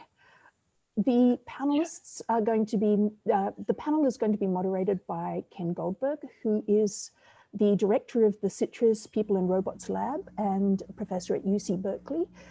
He will be joined by Stavros Fougiakis, who's at UC Davis and is involved in the Smart Farm, and also by Joshua Viers and Stefano Carpin from UC Merced. And they have just landed a very interesting project. In fact, there are many interesting projects on the go. And without further ado, I'd like to hand over to Ken to continue our next panel. Thank you. Thank you so much, Andrea. Really a terrific session and set of talks that you've arranged today. I really appreciate that from Jim, who I've known for many years since back in our days at Carnegie Mellon. And I'm so glad to see the level of interest. I mean, you have close to 100 people online. And one of the things I'm very excited about is also hearing from some of our colleagues in the Citrus program. This includes the campuses of Merced and Davis and Berkeley. And we have been looking at problems and challenges in robotic, robotic assisted agriculture for a number of years. I would say Stefano and Stavros and Josh have much deeper experience than I do in these areas. And so I'm gonna let them take the floor first. They're gonna summarize some recent work, and then I'll say a few words, and then we'll open up for a discussion. So let's start off with Stefano. If you would share your screen. And as Andre just alluded, Stefano was just awarded a major $26 million National Science Foundation Center, along with, I believe it was University of Pennsylvania and a couple other partners. I hope you'll talk about that. And we will, and then we'll go to Stavros and then Josh, and then I'll go after that. So about 6 minutes each. Perfect. Okay, Stefano, can't hear you yet, but we can see your screen. I'm not talking yet. Can you hear me now? All right, please, yes, please do. There we go. So good morning, everyone. My name is Stefano Carpen, and today I will talk about the research we do in agrobotics at UC Merced. And I want to acknowledge that I've been working in robotics for something like 20 years now, perhaps. But this really started, I really started to get interested into this domain 5-6 years ago, and mostly because of Citrus and our director, Josh Fears, who will speak later. And I think Josh has a slide about where Merced is, and the peculiarity of our location is actually the fact that we are surrounded by high value perennial crops, specifically almonds and vineyards. And I'm screening this video to remind us about the scale of the problem we're dealing with. These are massive amounts of cultivated land. And one of the problems we keep hearing from farmers is that it's very difficult to have enough manpower to do everything that needs to be done in farms. And robotics is seen from their end as a great way to help them out. So the issues we are mostly focusing on are related to sensing. I don't do any work, or I don't do a lot of work on the actuation side. And so detecting pests in the farms early on so that they can be treated when it's the best moment before they spread. Issues related to irrigation, which is of course a very topical problem in the Central Valley, and given the recurrent drought events that you are experiencing in California. And the other thing is weeds, of course, that has been discussed quite a bit in the previous panel. Most of my research is done in collaboration with other people who do drones, because I'm not a drone person. So most of what we do is actually deploy small experimental vehicles where we can test out ideas and then hopefully transition them to bigger vehicles that could be used for continuous operations. So when you go out in the field, there was interesting proposition about autonomy in vineyards and orchards and in the field later on. It's a different environment. It is easier. It has its own challenges as well. A lot of unforeseen things happen in these domains. The way I see it, we have a lot of interest in precision agriculture, and this is a robot going through almond orchard, and it's interesting because a lot of things that are happening in an almond orchard cannot be detected if you fly a drone over it. You have to drive a robot around, and everything I think has been said with regard to the importance of detecting data and detecting actionable data. So where are the water leaks happening? Which are the trees that are having problems? Are there weeds, and so on and so forth? So this is more or less the kind of system that we envision. Deploying a robot through these these very large orchards, in very often parts that cannot be sensed with drones only, and then returning to the farmer actionable information. So we've been doing this for a number of years. I'm going to spotlight a couple of projects we have. The first one is rapid robot-assisted precision irrigation delivery, and I like this project because it involves all the panelists. And as in this panel, it's myself, Ken, Josh, and Stavros. And so, without getting into the details and the weeds, no pun intended, it's real is that when drought came in 2015, we had a lot of interesting conversation with wine growers. Grape growers, and they pointed out that the irrigation infrastructure is still suboptimal in the sense that very often water is delivered without considering the inherent heterogeneity in the soil. And so we thought if there could be a way to somehow do some modifications or to the existing irrigation infrastructure and develop some sensing systems that could lead to a more efficient water use. And so in a nutshell, the idea is to use drones to fly over vineyards, then through deep learning, trying to understand which areas are over-irrigated or under-irrigated, and consequently then deploy robots that could somehow make adjustments to a appropriately upgraded irrigation infrastructure. And this is funded by the US Department of Agriculture as part of the National Robotics Initiative. As Ken formerly alluded to, we just landed a very large grant from the National Science Foundation and the Engineering Research Center. This is a grant with 4 universities. The lead is Penn, and it's together with University of Florida, Purdue, and UC Merced. And it is IoT for agriculture, and it spans a lot of different domains, but it develops around 3 pillars: data acquisition, data transmission, and data processing. So it's all about data. And the part about data acquisition, that is quite some work being done on the robotics side. So I've been working in this domain for a while. I think that the challenges are, from my point of view, are the following. The user interface, these systems ought to be simple to use. Robustness, when these systems break down, they are in a remote location. They need to be easy to reach and hopefully not break down too often. And then the lack of infrastructure, mostly communication infrastructure. And the last one is the most important one, keeping the farmers engaged throughout the process to get their input. And I think I spoke for 6 minutes, and I'll be happy to hand it back to Ken. Perfect. Thank you, Stefano. I would just want to say, if you're noticing a strange video behind me, I'll explain this in a few minutes. But and I'll get rid of it because it's giving me this weird hair aura. But to Stefano, let me ask you about the question about cost. When you talk about challenges and IoT, there is one, many people have talked about the idea that we could put lots of devices out into the field, remote independent autonomous valves to control irrigation and also sensing. And what are your thoughts about this? Because I know that cost is very sensitive, and Jim was just alluding to this as well on the farm. What are your thoughts about reducing costs? That's a very good question. And in particular, if you consider these massive scales, if you think about, okay, I'm going to put a sensor on every tree, how many hundreds of millions of trees are in California? So that drives how inexpensive should this sensor be.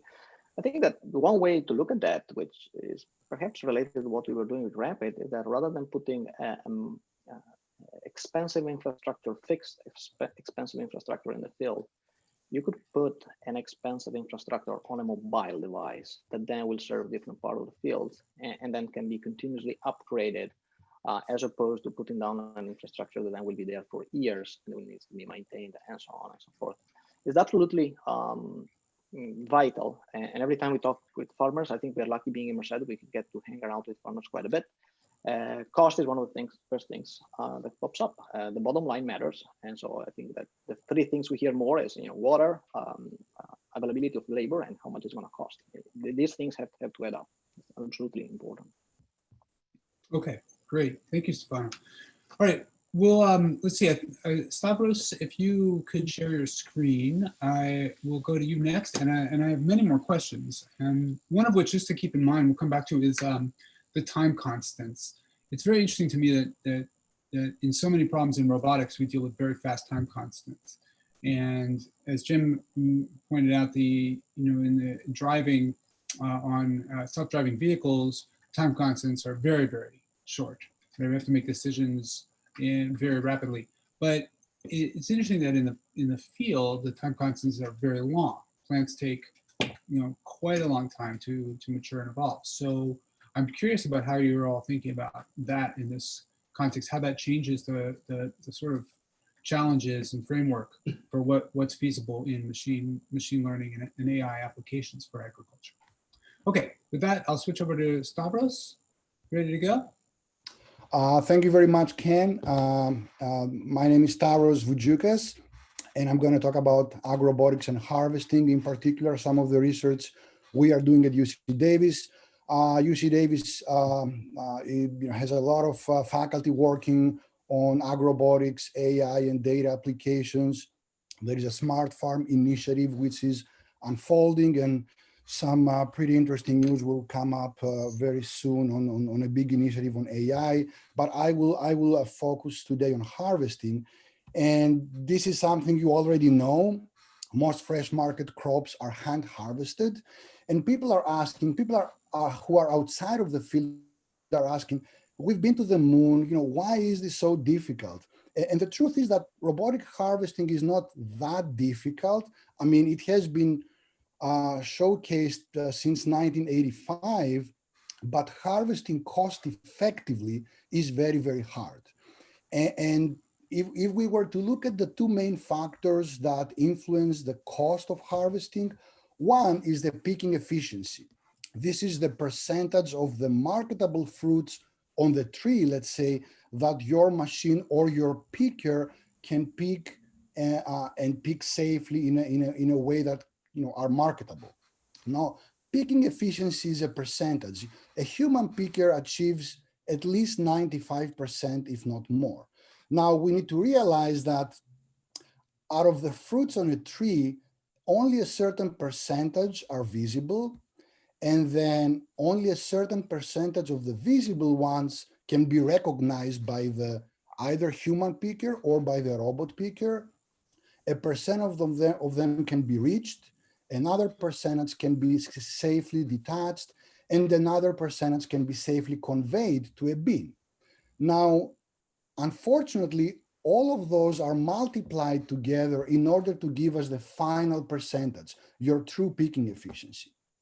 And if you think that— just one quick question. Are you using slides, by the way? Yes. We're not seeing them. Oh, I am very sorry for that.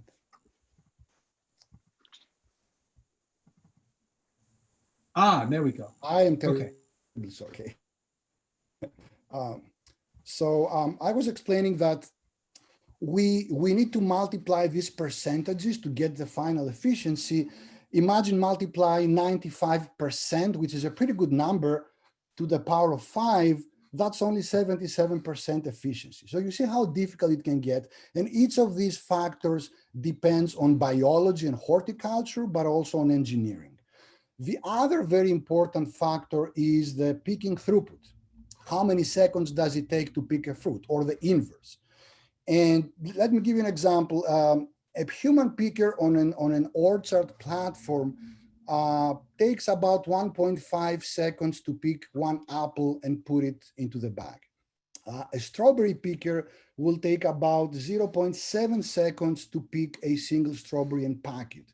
These are pretty fast speeds. And again, if you want to calculate the time it takes to get a fruit, you need to take the time needed to perceive that the fruit is there, the time needed to reach it, detach it successfully, and convey it.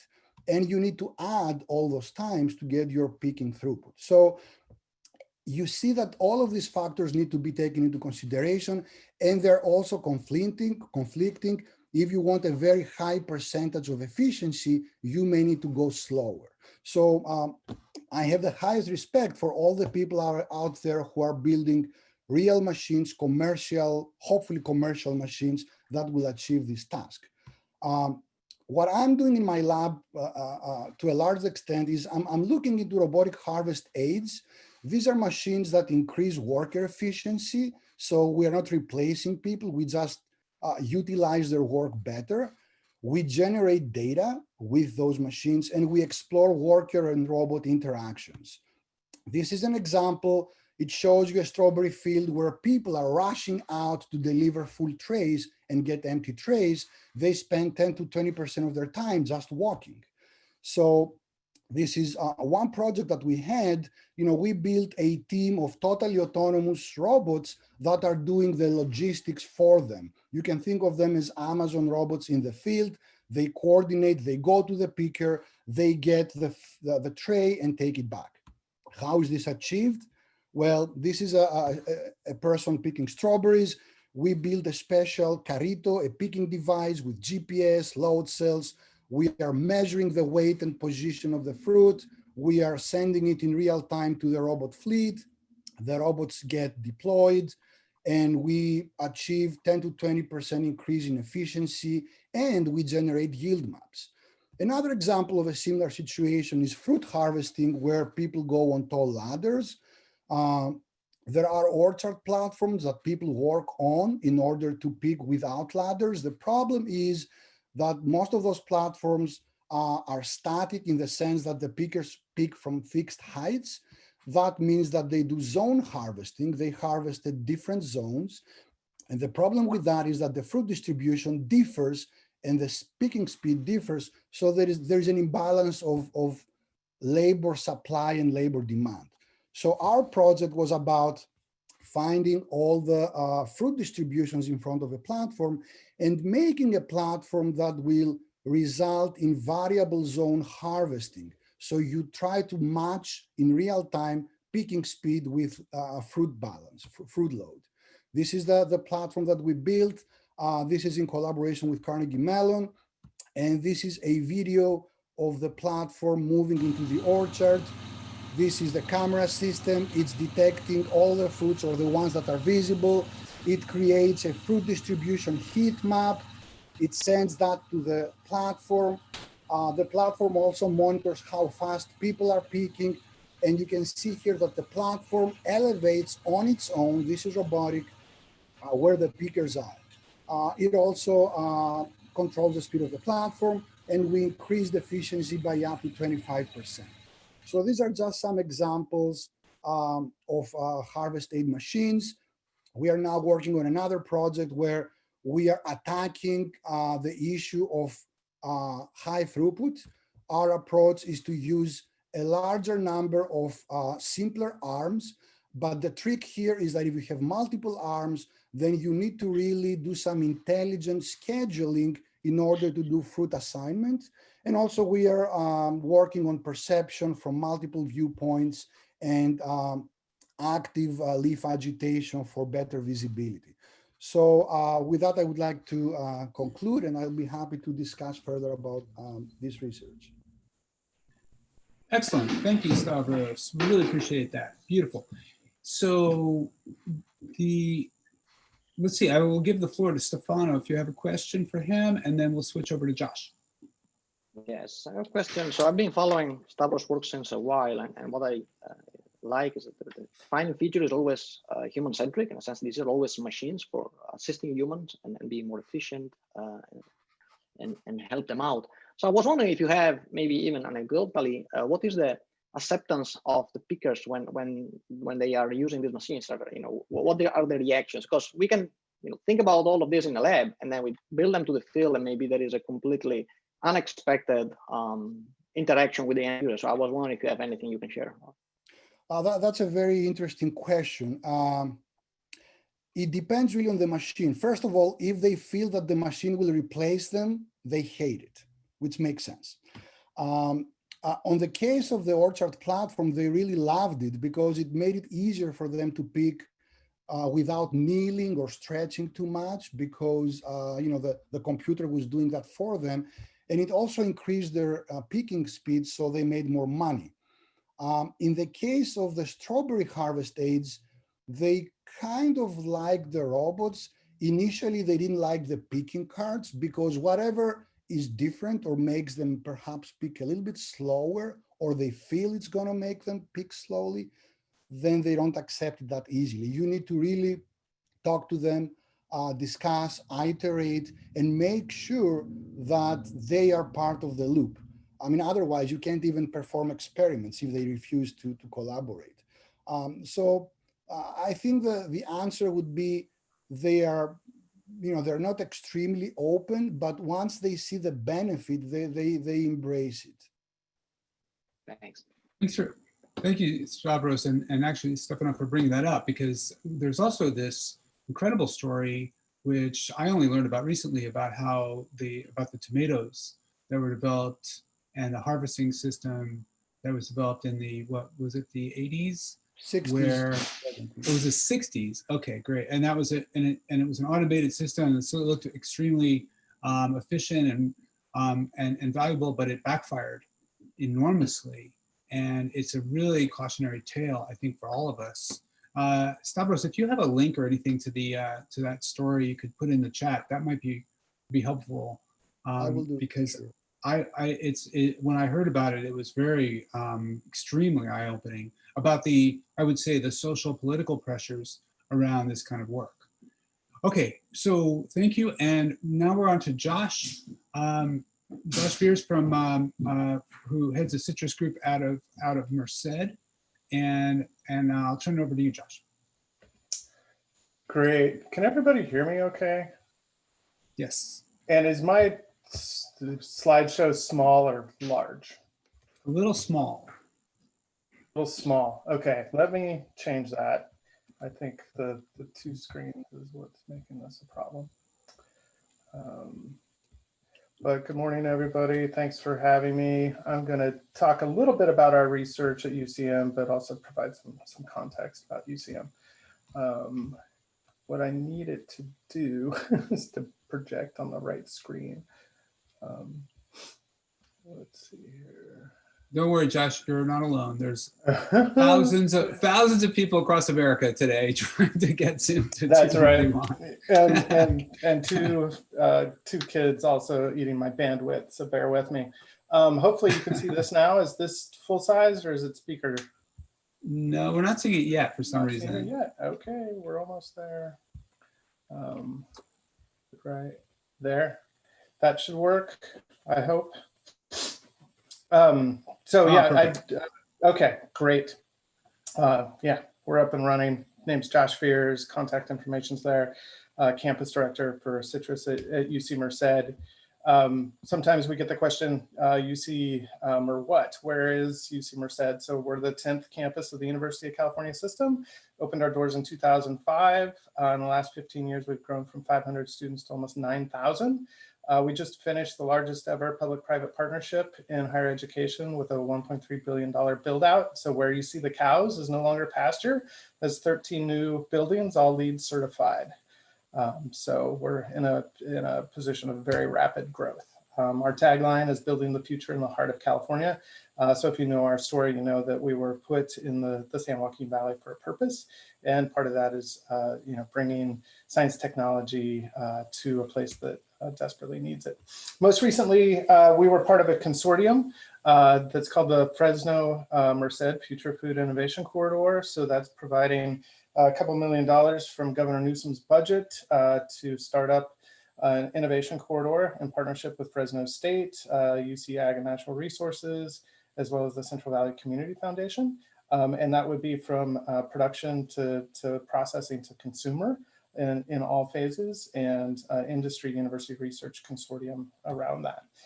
This consortium will have a focus on small farmers. That was one of the comments that came up in the sidebar discussions, in part because we recognize those are dirty, dangerous jobs for low wages, and we want to get people out of harm's way. We see a lot of opportunities around regenerative agriculture and climate smart farming, more effectively being able to create sensors for carbon and cash, empower all sectors of the farming industry, not just the specialty crops. Where we see academic research fitting into this is across a number of different domains, from the field and scaling up from the farm to the district and the region. And ultimately, I'm going to talk a little bit more about the systems integration. I feel that universities are great test beds and also validators. We focus a little bit on the knowledge creation, of course, but there's the opportunity to scaffold these ideas to industry. We've heard a little bit about the IoT approach, and obviously very heavy on the robotics, but these cyber physical systems are things that can bring in disciplines outside of agriculture, as you know, and a real focus on data science and AI, remote sensing, predictive analytics, and so forth. So I'm just going to give a taste of what my lab has been focusing on. So in partnership with Stefano and his robotics team, we've been flying UAVs around ET and orchards and vineyards specifically. This is one of those cases as a test bed, being able to use off-the-shelf commercial software and hardware that a farmer might have, in this case, DJI M600 with the MicaSense Red Edge camera, and being able to validate some ET products. Here it's a Chardonnay vineyard just outside of Madeira, not far from Merced. And this graph just showing the applied water in blue. So as you know, they tend to get things wet early in the season to kind of ramp things up, and then deficit irrigation for the most part throughout the growing season, and then some significant wet up events at the end of the growing season to prep the vines for overwintering. I think it's worth noting the big the irrigation events in September. This is post-harvest, and it has some implications for the ET estimates. Here, this graph is just showing a juxtaposition for UAS, unmanned aerial system based ET estimates, which are shown there in the red and blue, versus 2 remote sensing products from satellites in the green and purple.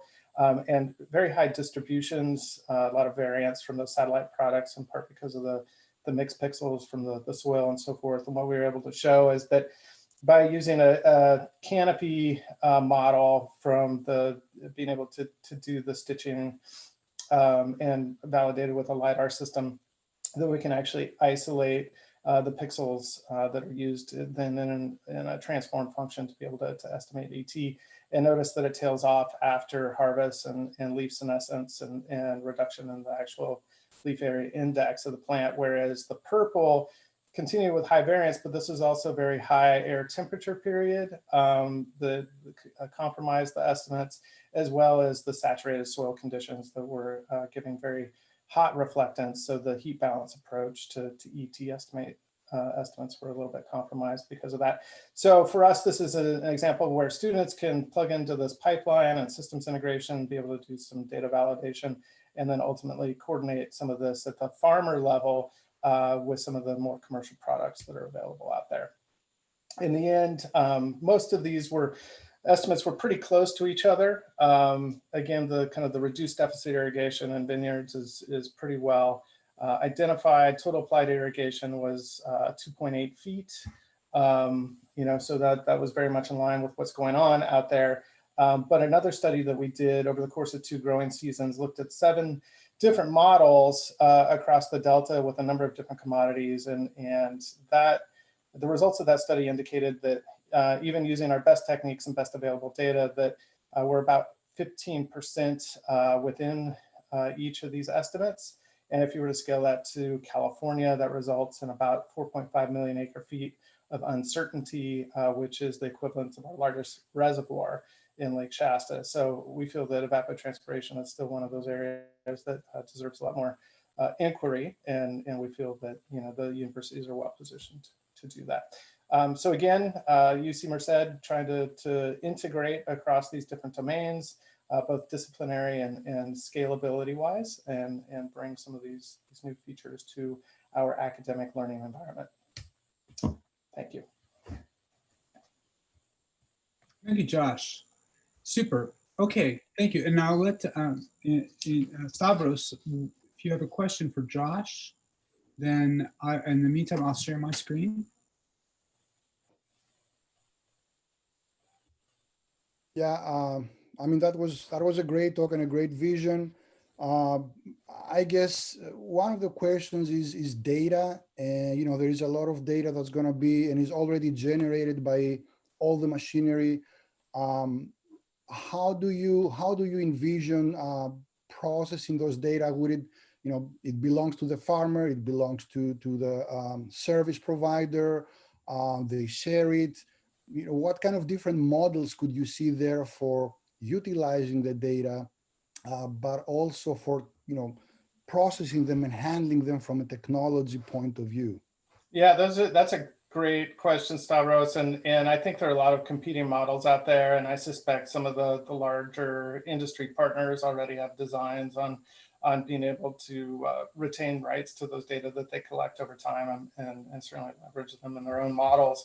That being said, I would take a step back and basically look at one of the biggest problems we have with rural broadband is, being able to actually transmit those data effectively, to the cloud and beyond. And so I suspect a lot of research will be on more localized networks and being able to stand up ephemeral, data telemetry that's used on site at a given time for a given purpose.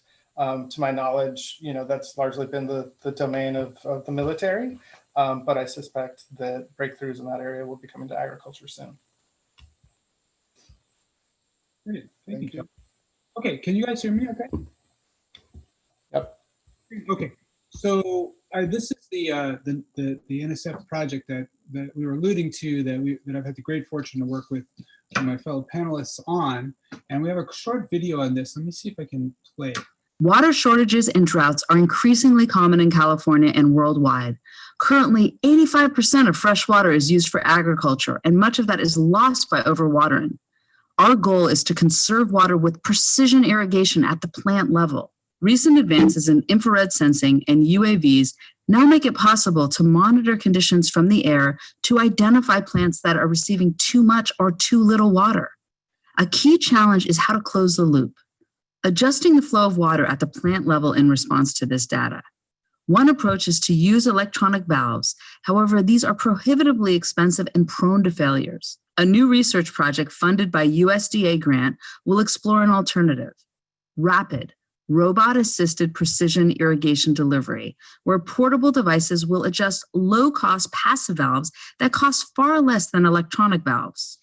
The rapid system will employ the innate skills of human workers for locomotion and dexterity.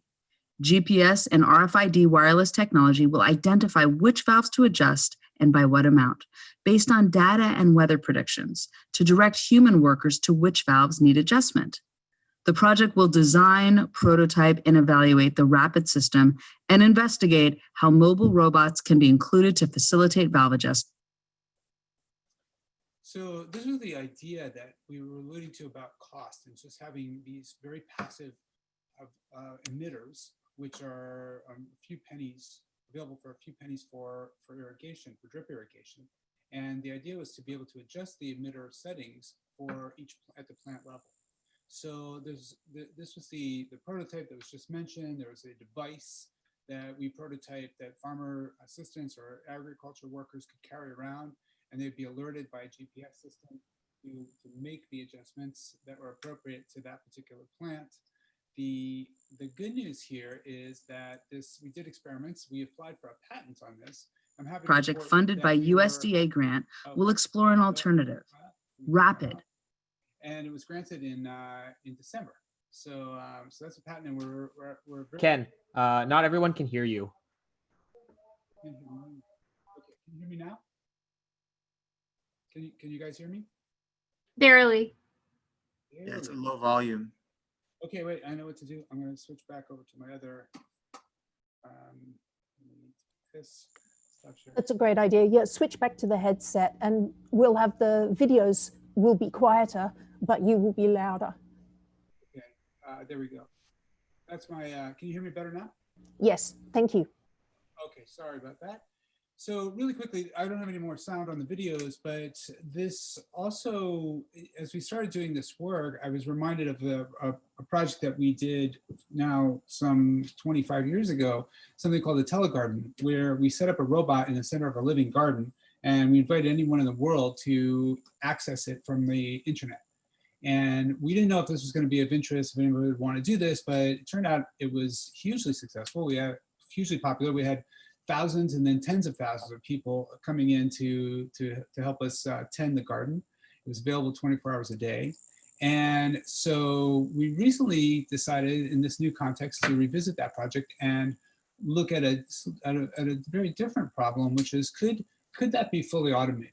Could we actually use advances in deep learning and AI to take the human out of the loop. And so this is a project that we called it Alpha Garden. And the idea here is to explore, in particular, polyculture. And we've talked today quite a bit about agriculture at large scales, and most of that is, as you know, is monoculture. We're trying to keep the plants separated by type and separated from each other. In polyculture, it's just the opposite. There's a lot of diverse plants that are put in close proximity, and then they're introduced. And the advantages are that they can often they can have benefits in terms of reduction in pesticides and herbicides, and more resilient, robust growth, but and reduction in water usage. But at the same time, there's a huge amount of increased labor required to maintain them because the plants will tend to overgrow. So in a nutshell, this is a project that my student Yahav Avigal has been leading with the team in my lab. And we set out a reward function that was a combination for this test bed of optimizing coverage, the amount of leaf coverage, diversity, the diversity of different plants being grown, and the sustainability, how much water was saved over a baseline amount. And so we set up a system. We use the FarmBot hardware that's available, and I should give a quick shout out to them. They're a great company based in down in San Luis Obispo, and they we set this up in the Berkeley greenhouse. And so we've in fact we also consider it an interesting art project. I can say more about that later, but it was included in an art exhibition in New York just before the pandemic. And we just reported the results in a paper that Yahav presented in remotely to a conference in Hong Kong, and on using a simulator to tune the parameters of a controller. And the simulator, I'll just illustrate this. The idea is that, as I mentioned earlier, the time constants are so long for agriculture that to essentially learn by observation, we would have to, essentially observe months or years of growth. So what we've done is built a simulator that can essentially accelerate that by a factor of 100,000. And it is, what you're seeing here, the red is our pruning events. And then we can try different policies, different policies with different parameters. And we run these forward. We also are working to tune the simulator to the different, to the actual plant performance. So we have run a one growth of the garden, which is this here. I'll show the video. And the reason I want to show this is this was a time lapse. We shot it every night, starting in fact on January 1st is when we planted seeds. We randomly scattered 11 different edible herbs and herbs in this garden. It's 3 feet by 1.5, 3 meters by 1.5 meters. And so you're watching right now the time lapse as it unfolded. This is about late February or so. And as you can see, it gets quite overgrown. And essentially this is where the robot should come in and actually start to edit this. The irrigation, the pruning system wasn't working at this time. So we were doing some of this by hand. But here's where it got really interesting. Right about here is when COVID-19 struck, and we were told that we can no longer access the greenhouse. So what you're going to see in the last sequence here is the system basically going through a cycle where it's been denied water. And so we had to shut the system down, but we had the camera still on. And so right now it's suddenly going through this sort of last phase, or almost like last gasp, where it's essentially trying to flower, to create attention. It's reaching out for desperately for something. And these are these flowers that we didn't remember planting in there. All kinds of things were happening, and to some degree, it almost to my mind was like it's almost like Picasso's Guernica. That this thing is, you're watching the death spiral of this polyculture garden. Okay, with that, I'm going to stop sharing my screen, and we can take a few more questions if we have time.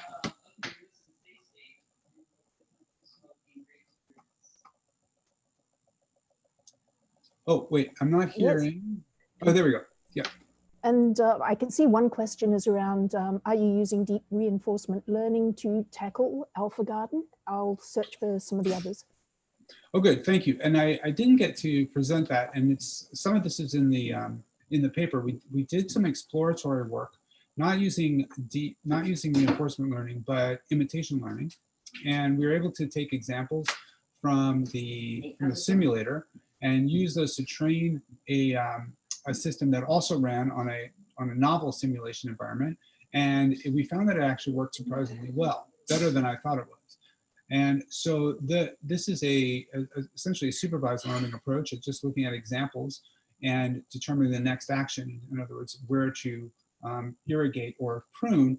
But the next step is to apply an RL method, which can look further ahead, can develop a policy. And in fact, we're going to use an MPC for the policy initially. But that is exactly the motivation for the next phase, where we're now going to be replanting the garden in approximately a week. And we'll be collecting new data and then comparing it to the simulation results in parallel. We're actually going to divide the garden in half and have 2 plantings where we control where the seed locations go. So hopefully I can report on this in the future. And if you're curious about it, please go to alphagarden.org. We're keeping a website on the project there. Wonderful, and perhaps we have time to squeeze in a question around the image stack as well. Taking a couple of the questions from previous and during this session. Firstly, are the current solutions for image capture off the shelf? Is that providing the best, or do you have to use custom image processing and custom image stacks, or is off the shelf fine? And where are the biggest challenges with image recognition and processing? So Stefano, maybe I'll let you take that. One thing I'll just point out is that the OpenCV, there is something called PlantCV, Plant Computer Vision. It's an open library that is being used for genotyping, and we found it very helpful. Stefano? I tend to agree. I think that the system we have put together is just a juxtaposition of existing pieces out there. That is, I think, perhaps way more than we know. It's a very active environment. And maybe it's also due to my ignorance. I'm not a perception person, so perhaps I'm not so sophisticated to identify the limitations on what we're doing. But most of that, for what we've been doing, we've been putting together off-the-shelf components. Maybe the composition was a bit of a tweak, but we didn't really have to go into deep development of the perception pipeline. It was mostly kind of reusing things. But it is a really active area of research, this idea of plant phenotyping. As many people are looking at these systems for being able to very quickly monitor leaf growth and possible decay or deterioration. So there's a lot of computer vision advances can be applied fairly directly. So I encourage you to look at PlantCV. It's got a great set of baseline tools. That's fantastic. Okay. I just put that into the chat as well, and we'll try to follow up with any questions that people post there. And I would like to thank you, Ken, for moderating a great panel. Thank you, Stavros, Stefano, Joshua. It's been a lot of information, and it's fascinating to realize just how much of it is happening here. I was stunned to discover that the tomato harvester was developed by roboticists in the 60s from UC Davis, I believe. And now look at the work that's happening, and we're really in the hotbed for, the center of agricultural research in not just the US. So thank you very much for sharing. And I'm going to attempt to share the next panel screen, which I cannot find. So I'm going to, one second, hopefully we're here. Yes, I will be able to share this screen in just a second. And Zoom is always, actually Zoom is working wonderfully. I have no complaints whatsoever. It threatened, Zoom was having problems this morning, and I did not know what on earth we would be able to do. I am sharing the wrong screen again, it's not happy. But thank heavens we do have the ability to put a webinar like this on using Zoom, because it's giving us a chance to catch up with roboticists in many locations, and that gives us extra value.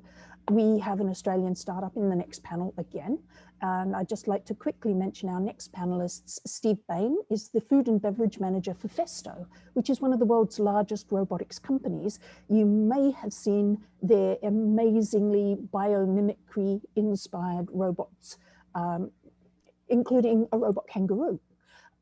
Next, we also will be hearing from Andrew Gillies, who studied biomimicry at UC Berkeley, in fact, and developed a robot startup, is now an advisor and a consultant in agricultural robotics, and is an advisor to one of the citrus foundry startups, Root Applied Sciences. And we will hear from Yuxi Leitner, who is the co-founder and managing director of Lyro, which is an Australian startup developing picking solutions from all sorts of logistics, including agricultural and food logistics. We'll hear from Florian Pestoni, who's the co-founder and CEO of InOrbit, which again is remote operation for robotics. It's another part of the tech stack. So this is giving us a chance to dive a little bit deeper into the tech stack. And our wonderful moderator for the next panel, Alexander Kernbaum, who's the principal robotics research engineer at SRI International. And Alexander is also the inventor of the Abacus and the Inception drives, new harmonic drives, which I believe could have very good applications in agriculture as well. And I hope, Alexander, you might share a little bit of that with us as well. But over to you, Alexander.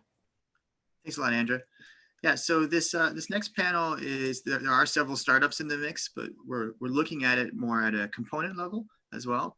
And it's an exciting group here. And so I think to start us off, Steve Bain, we'll hand it over to you. And I'm going to run this just a little bit differently. After about a 5-minute presentation, we'll go a little more in depth with questions from the audience and from myself. So, and we'll leave about 10 minutes at the end for a broad general discussion. But Steve, go ahead. Thanks.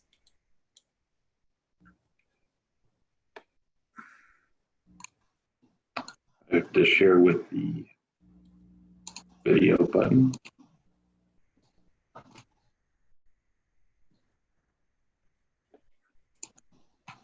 Let me know when you can see my screen.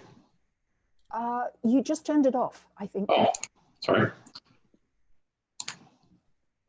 Should be good now? Yep, we can see your screen. Great.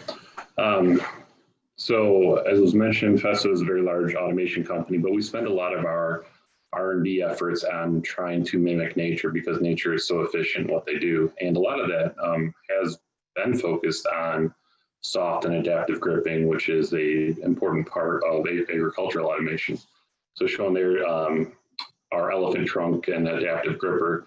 And we don't just do this for marketing purposes. One of the things that came out of this was actually a real product. So being able to have adaptive fingers that are built on the bone structure of a fish as a real product that people can use to be able to pick up delicate things. We've gone now and developed a chameleon gripper tongue that does similar things. And so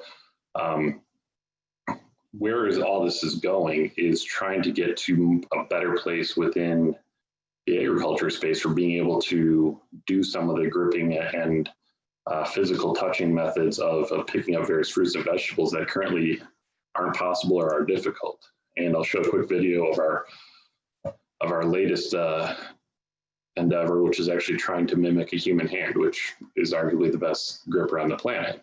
But there's a lot of complexity that went into this. So this is actually all pneumatically controlled, and some piezo valves are mounted in the arm, being able to control everything, and we can articulate the index finger, we can articulate the thumb, and really get it to do a lot of the things that a human hand can do.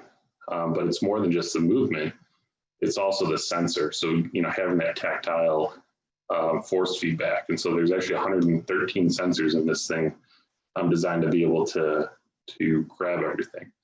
And the reason I'm going in depth about this is that this is very complex, which makes it generally more expensive, right? And so that's one of the reasons that we haven't seen advancement within that. Another big thing too has been that there really hasn't been a lot of need in the market, I would say up until the last 5, maybe 10 years. And a lot of that has to do with vision not being at all caught up with where physical needs are. So you didn't have that ability to scan, you know, an apple orchard and know what apples were good or bad. That just wasn't there, or if it was in the R&D stages. It wasn't really into startups. And so now vision has really exceeded what we can do from a mechanical standpoint, or can do cost effectively from a mechanical standpoint. And so there are quite a few challenges in robotics and end effectors in and how to deal with all that. And kind of using our soft hand as an example, starting with vision, I wouldn't say it's solved, but it's gone a long way. There's still challenges with, various types of organic matter are still very difficult to sense. And then you have the data sets, some of the things that we just talked about in the last session of, getting all these different data sets to be able to do this can itself be a challenge. Then even once you can see what you want to get, you have to actually go get it. And so avoiding various structures, and you can do that with a 6-axis robot as an example, but then you're adding a bunch of costs in because every axis is another point. And then you have to have pretty intelligent systems to be able to articulate around different things to be able to get to those things. Something we can obviously do, but it is complicated and potentially expensive. And then you have people, right? So, we can do a whole session on collaborative robots sometime, but, like what is about safety and what's good interaction, what's bad interaction. Local machine safety laws turns out to be a pretty important thing as well, of what is legal to do where. And then, being on the farm, you're putting a robot potentially in the hands of a farmer who's probably not trained on robots. And so how do you either educate them to do these things or make your system autonomous enough to not need those things? And then you have adaptability, right? So this gripper that we made, potentially you could do a ton of stuff with it, but that makes it more expensive and potentially a lot more capable than needed for a given task. But if you want to focus on a single task, then you're spending a lot of R&D efforts to really focus on that one individual thing. And so it's a balancing act with that, and especially with cost.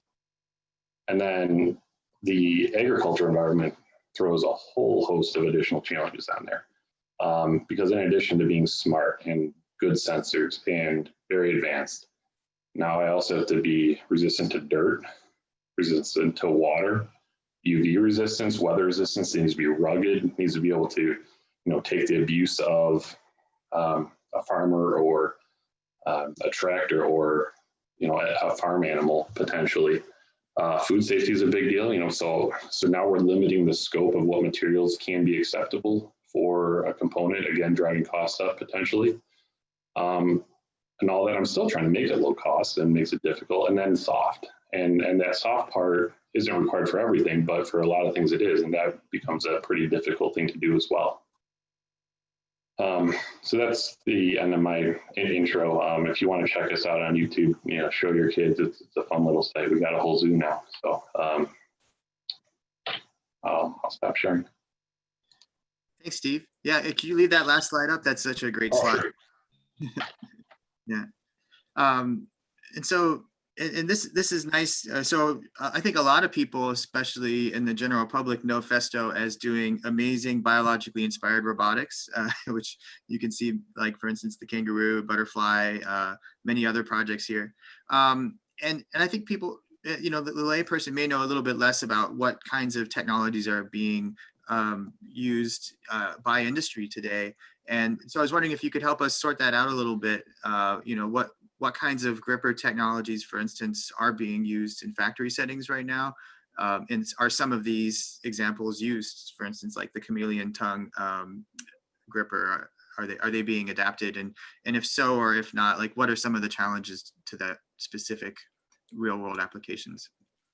It's like where the chameleon tongue is being used now, I think, is a lot for, think about like the Amazons, the Walmarts, the big warehouses where you're going to have to pick something random out of a box and be able to do it effectively. That's where there's a ton of interest in that. I'm curious to see how much that'll extend to like the Blue Aprons of the world, where you're assembling food products, and how customized that can be. But really, for the most part, we're still seeing, standard, just open and close grippers largely being used. And most of these food applications still have not adapted to food gripping because of the challenges. It's slippery, it's softer, and then you got to clean it. And that there have been some companies that have brought out some technologies, and it's both having the end effector capable, but then your axis itself also needs to be able to withstand that environment. So you don't see, too many companies with IP69K wash down collaborative robots. I mean, that's just not something that really exists. And so because of that, there hasn't been that need for that end effector development either. Okay. Thanks. No, that's really fascinating. So here's a question from Andra. Steve, what do you think about having thermal scissors for picking instead of imitating a human hand? I'm curious to learn more. I don't know enough. I don't know what a thermal scissor is, but like a cutting hot wire. Indra, do you want to chime in there? Oh, I would suggest Keten Shende posted that into the Q&A, and I just translated it. Oh, okay. So hopefully I'll give him ability to talk and we can come back to that. But in the meantime, oh yes, he's repeated the question again. Just hold tight a second and I'll empower you with speech. It keeps bouncing. Someone might have given you the ability to talk now. Yes, Ketan. Hello. Thank you so much, Andrea. Can you explain thermal scissors, please? Yeah, sure. So Steven, thermal scissors, I mean, I've read this concept where, instead of imitating a human hand or having something to pick physically, we can have, for example, if we want to harvest tomatoes, there's a small stem which comes out from the tomatoes. So instead of just grabbing them and just picking them up, we can use thermal scissors to, gently cut the stem, and so that the fruit is not, destroyed, or even there's no harm to the entire plant. That's what I mean by thermal scissors. Okay, yeah, that's a viable way that a lot of companies have approached this, has been to try to get, behind the fruit to cut the stem. I'm sure there's some products that are much easier to do than others. Either way, if you do cut it, you have to catch it somehow. And that's not to say that a human hand grabbing an apple is the best way to do it. It might be with the thermal scissors or a similar thing, but the general need has been expressed quite often of, I still want to be able to pick this up even after I get it into the bin. Maybe I want to be able to sort my apples on a conveyor and grab the ones that I want. There's other methods of doing that, of course, but soft gripping has still been a pretty interesting technology to see where the market has driven the needs or hasn't in some cases. All right, sure. Thank you so much, Steven. You got it. Thank you so much, Andrea. So it's interesting, though. It seems that soft gripping may have a couple of different applications. So if you consider the chameleon tongue a soft gripper, it's used for its versatility. But maybe more interesting to the food space would be its ability to not damage soft fruits, such as, there's a very, very wide range of soft fruits that we would like to be able to harvest robotically. Strawberries being a very popular one right now, but any of the berries, peaches, nectarines, tomatoes for human consumption. Steve, do you see there opportunities in the near future to develop grippers that can handle those kinds of things? Oh, absolutely. I mean, it's a very dynamic market right now. We'll put it that way. The needs are being expressed, but I wouldn't say concretely enough that we can define exactly what the market needs on a broad scope. And so it's very project oriented right now. And so, you know, as we engage with various startups, you know, you develop a solution and you hope that they succeed in market, because then we can produce that. But if they don't succeed with it, you know, it's just an idea right now. Yeah. Cool. Thank you. Yeah. So I think we'll go to our next speaker, Florian Pistoni. Florian, would you like to take the floor? Yes, thanks, Alex. So I'm actually pretty happy that we're doing this remotely, because I think when I put up my slides, I'm glad that I'm not in the same room with some of the other people. Let's see if this works.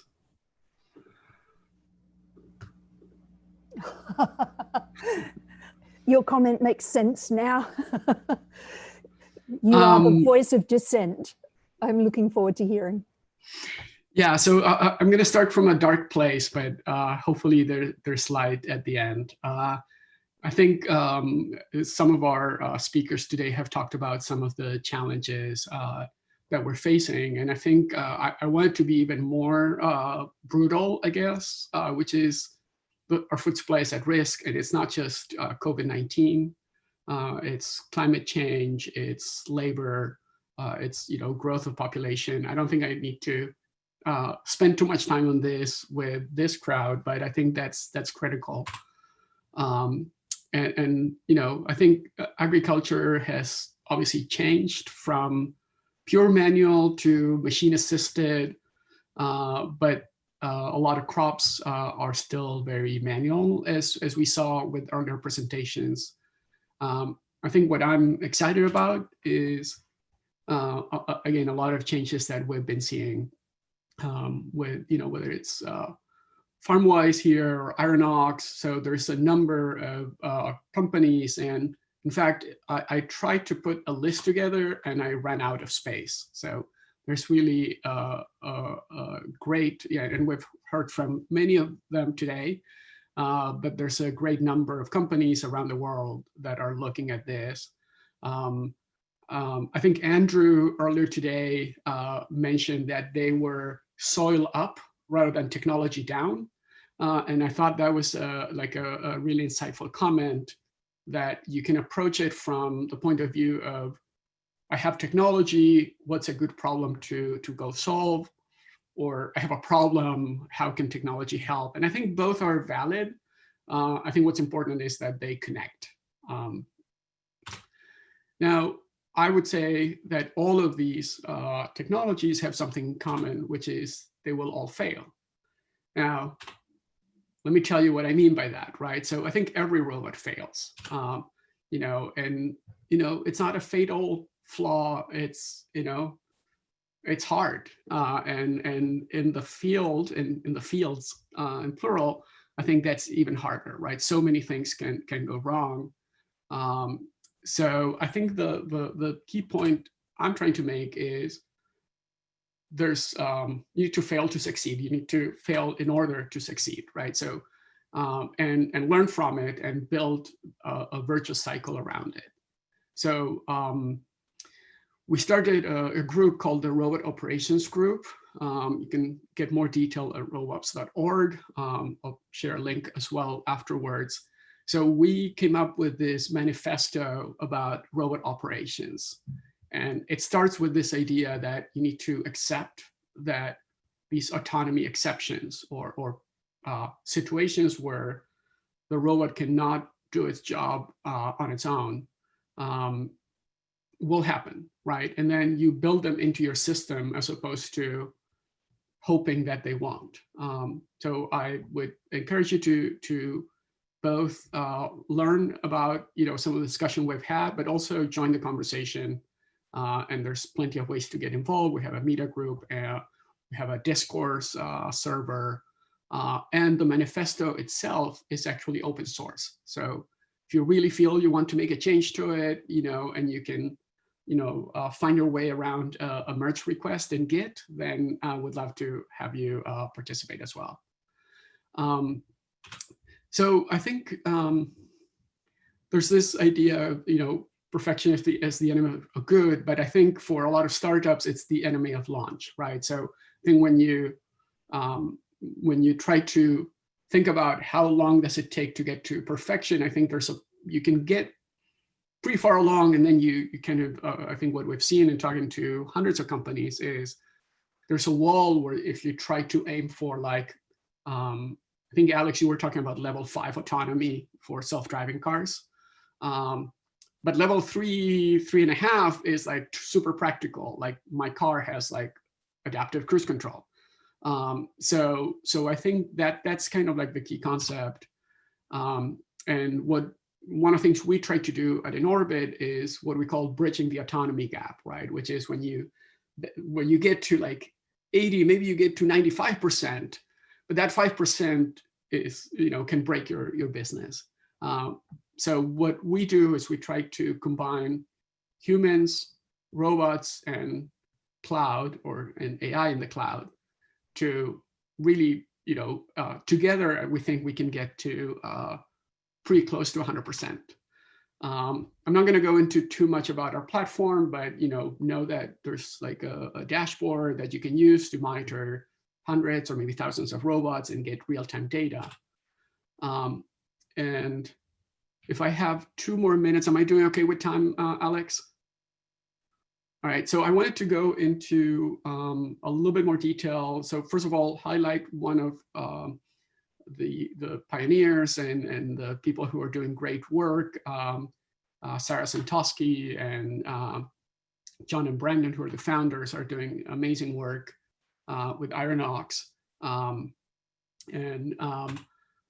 What I wanted to do is, and they're a customer of ours, so I wanted to take some of the things we learned working with Ironox and with other customers to talk about how you go from a robotics needs to something where we think we'll be able to help companies who are going through similar problems, right? So, and it starts with very simple things like, being able to get the robot to do X. So we support a way to send remote actions. You don't have to build all the infrastructure to do that, or schedule recurring tasks.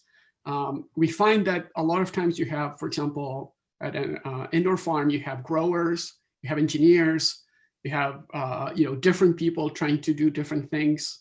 You need to coordinate their work so you can simplify that coordination. There's a lot of sensor data that you need to put together in one place. For example, for situational awareness, if you need to make a decision, if your robot is, detecting an obstacle, you may want to do a human validation of that. All the way to ongoing, debugging and improvements on the software. So that's it, and would love to hear questions, and I'll share some links here as well for later. Thanks a lot, Florian. Yeah, and I see you put the link already in the comments there, so that's great. Cool.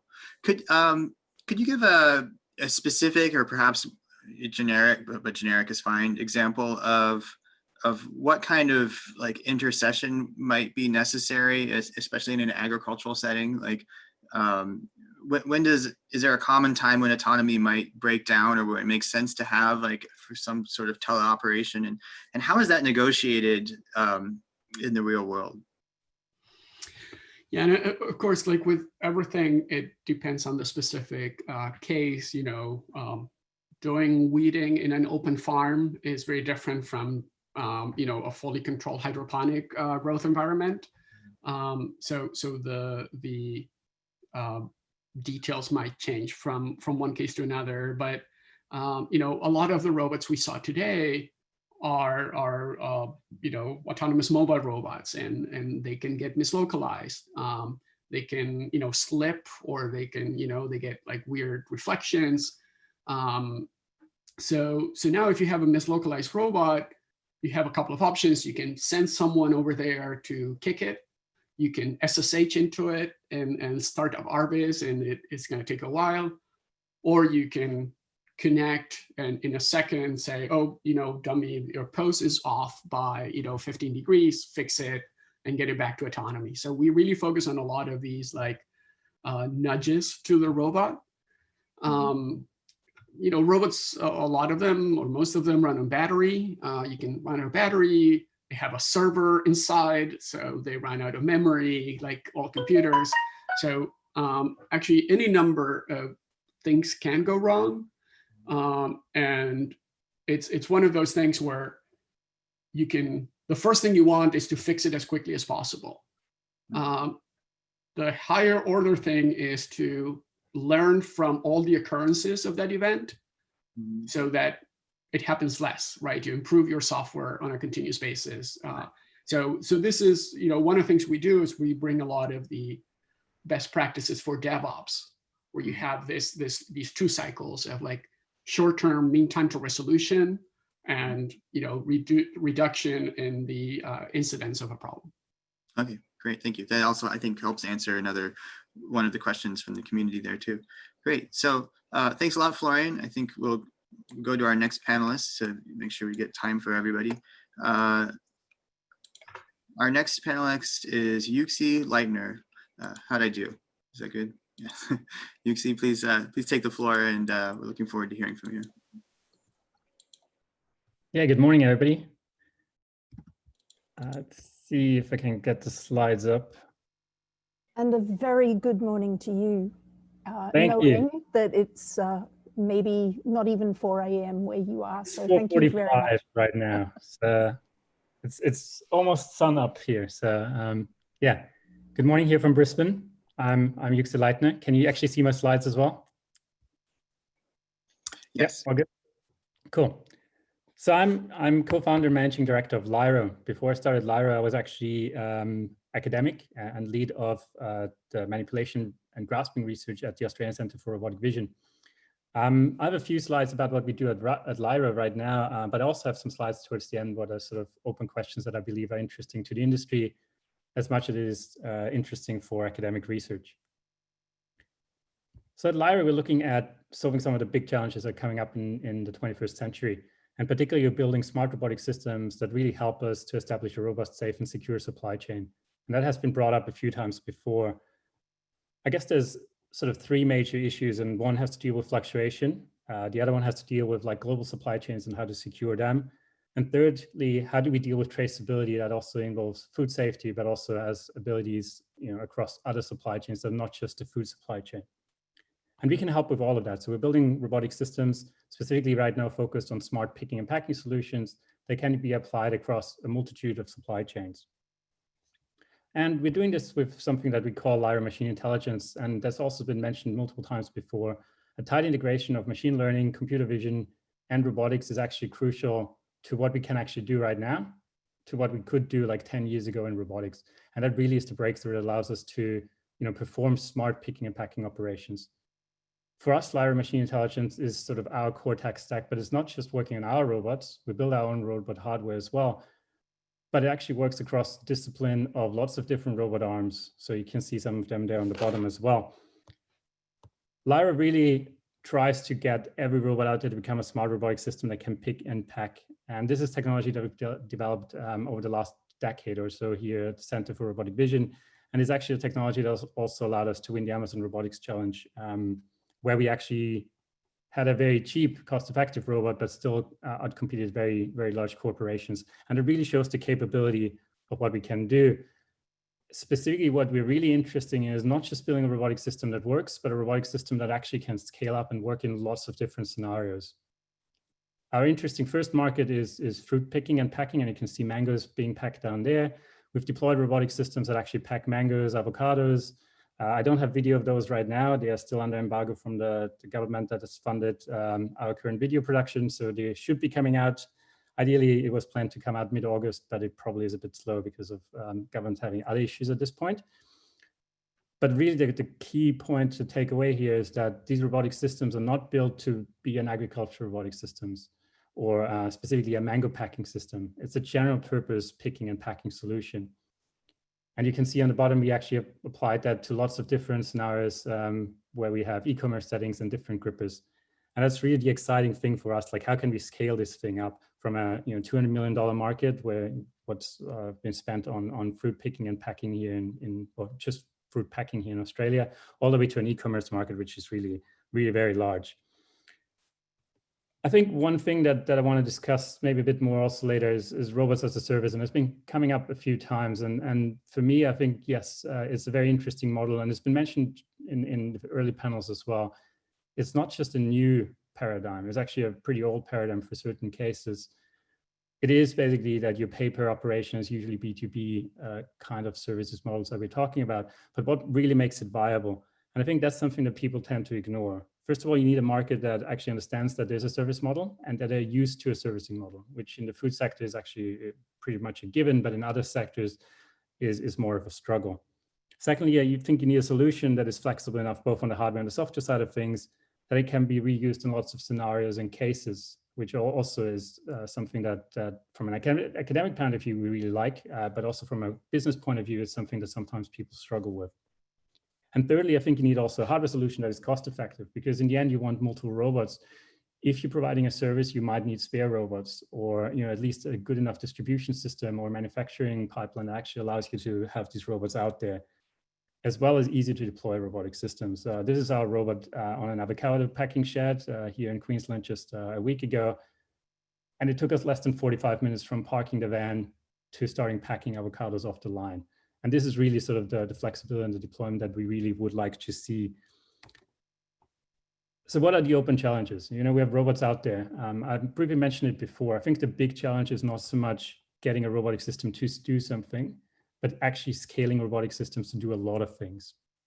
And I've split it sort of the first half is a bit more academic questions, and I think broader research questions that are of interest. And the first one actually is about touch sensing and materials. And I think the previous presentation of Festo also showed that there's a lot of capabilities that are being developed right now there, but there's still a lot of questions of how to integrate touch with, for example, vision, and how to integrate smart materials to actually make these systems scalable. The second one is a bit more of an AI question about like reasoning, and it also was brought up in the previous presentation about DevOps, but also in a very early panel about how do you define your failure modes and how do you know when your system is working and when it's not working. And I think that still requires some academic research. And I think the whole area of dexterous manipulation, something that is a large scale manipulation problem, is still something that is providing a very fruitful avenue for academic research. From an industry point of view, DevOps is definitely a key critical part of getting robots out there. And Florian's presentation definitely hit the nail for me there. That's really a critical aspect of getting robots out there. There's lots of companies that build a one-off robot that does something, but like how to scale them up is going to be crucial. And that ties in with the second point as well. Like, how do I retrofit existing operations? How do I integrate with other systems? That's clearly another hurdle that we need to overcome to have these robots out there. And I want to also mention, I'm focusing on manipulation, so I'm not a mobility person, but I've seen a lot of paddocks out there in the field where I'm really going to see a lot of robotic systems currently struggling to drive up and down. So the avocados are growing on a hill. If it's muddy, I'm really wondering how much we still need to work on getting these things reliably out there. And I understand it's not the first immediate problem, but it's definitely a problem that's still out there. Anyway, I'm happy to discuss this further. If you have any questions, also feel free to send me an email at the email down there. Thanks. Thanks, Yuxi. As a great presentation. In the interest of time, I'm going to hand the floor over to Andrew, and then so we can try and get through as much as we can. But it's a really, really thoughtful presentation, and I think there's some great action items for the community to focus on. Andrew, would you like to take the floor? Yeah, sure. Can you hear me all right, Alex? Yeah. Awesome. Okay, I'm going to share my screen then. Okay. I'm going to take a little bit of a different angle and talk about sort of a systems mind frame. I call this Life Finds a Way, and it's really tying a lot of themes that we've spoken about this morning, and I really love hearing people talk about these issues. So let me just throw this in present mode here. My brush with nature, Andra mentioned this in the intro. My background is in biomimetics and biorobots, coming out of UC Berkeley. I work on a handful of robotics startups. More recently, I've been working on agricultural robotic systems, from greenhouse autonomous vehicles for imaging to automated soy weeding, looking at soy, and more recently looking at biosensors that we can put in the field to do fungal pathogen detection. So what's sort of been my takeaway from all these projects so far? nature is messy.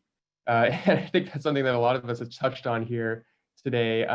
But it's beyond just the harsh conditions that we see in the field. We've talked about robustness and difficulties with mud and how to clean equipment and how to make things robust.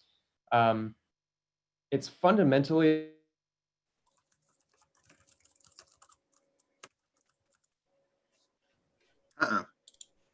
Andrew, I'm afraid we just lost you. Describing nature is messy. That farms are complex adaptive systems. We're dealing, and especially as engineers. Oh, you're back. Let me know when I'm back. I'll just keep. Yeah. Oh, okay, I am. Okay. You're saying Sorry nature is fundamentally messy was the last thing that we got coherently. Oh, okay. I'll agree. Just about 30 seconds. 30 seconds. Okay, great. Sure. So yeah, nature is messy. And I know we've touched a lot on how do we make these systems more robust and withstand the harsh environments. But beyond that, biology and farms specifically are really complex adaptive systems. And that's really what I want to talk about for the next few minutes. So what does that mean, complex adaptive system? It means that there's lots of discrete components or agents that are highly networked. It's a system that operates at multiple size scales. And because of that, you see highly nonlinear effects that are very difficult to predict. And you see emergent behavior that you wouldn't discover if you study these systems in isolation. So what does that mean for us as engineers? It means it's difficult to predict and also difficult to control. So, I think a lot of folks have pointed at some of the challenges in current industrial agriculture, and the thing I've been asking myself is like, why? How did we end up there? And potentially, it comes down to almost a mindset that we take this classical engineering approach into this domain, and we try to reduce the problem, break the system down into its subcomponents. And our mental model for these environments is manufacturing, where you finally isolate and control every step in the chain, and you deal with those, and you drive each of those to the greatest efficiency. And this, as engineers, this is what we're taught. And I think it's obvious that we're reaching our limit to this approach. We're seeing that nature is reactive, not static. Is that any time that we pose an action into the system, we have to expect that there's a response there. And we have these very non-intuitive responses from the ecosystem. When we're trying to force something into this non-equilibrium state, there's often higher costs that come from forcing it into that non-equilibrium state. And there's many examples of this. You can look at soil erosion depletion, disease outbreak in monocrop and animal ag systems, algae blooms caused from overuse of fertilizers, and also pesticide and herbicide resistance, where you're seeing these incredibly pesticide, herbicide resistant weeds taking over fields, and the farmers are almost helpless to stop it. So I'd like to start conversations around can we come up with a better approach, and how do we act when we come to an understanding that we are fundamentally operating in a complex adaptive system? How can we start having considerations of system level goals? How can we start thinking about measurement as being continuous so that we can get a pulse on what's actually happening in the ecosystem? How can we start focusing on interactions in relationships instead of subcomponents? And then how can we not take for granted that our actions are going to result in a specific outcome? And Ken talked about this with the Alpha Farm system. I think there's lots of great examples and pilots being done in regenerative agriculture, permaculture, polyculture. All these things are looking at these sort of system level goals.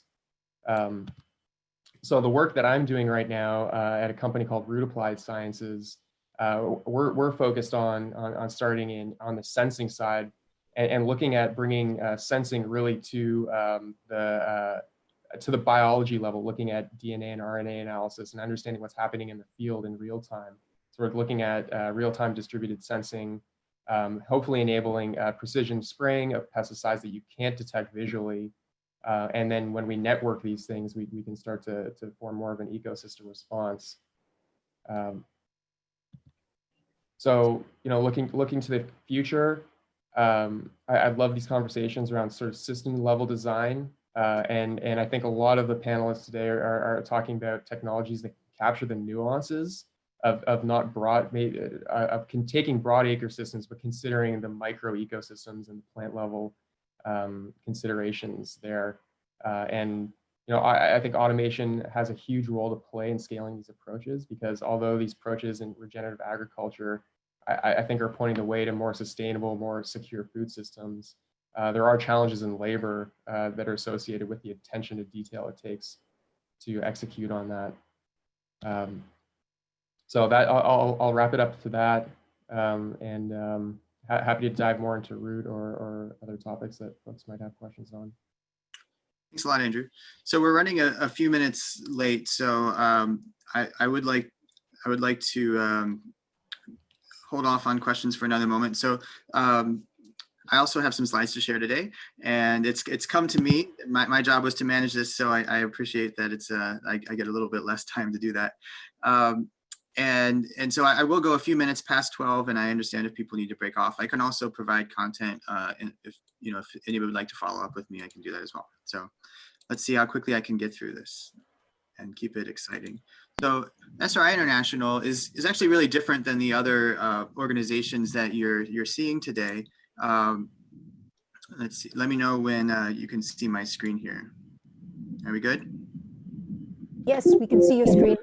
We can see your slide. Thanks. So we really see ourselves as positioned between universities on the one end and national laboratories, and on the other end, large companies and new ventures. We see this as sometimes it's called the valley of death. How do you get technology out of research labs and into the real world? And that's really our specialty. And in order to do that, we often start with new component technologies, and I'll share a few of those with you today. But we always need constant real feedback from the communities that are going to be using them. So we have a hammer, we're looking for a nail, but we don't want everything to be a nail. We want to be very realistic about that. So I'll share with you a couple of ideas, some core technologies that we're looking at. So this is actually legacy footage. So Abundant Robotics came out of our robotics group. This is work done by Kurt Salisbury. And we're using a SRI component technology, a new technology called electroadhesive gripping. And when you turn the voltage on here, you can see you actually adhere to the apple, and you do so with no normal force. So it's a very gentle way to grab the fruit.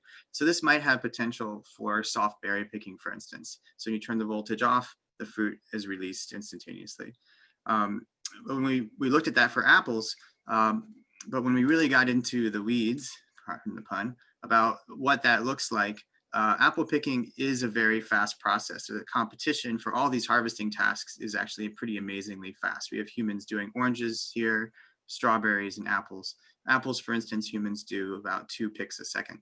And we heard from our panel earlier that we shouldn't be thinking too much about speed. And I think that's true. Really, it is cost that matters, but speed can be sometimes a good proxy for the realities here of what you have to, what you're competing against. Also, humans are doing this with amazing perception abilities, and they're picking fruits that are fragile and they're not hurting them. It's pretty remarkable.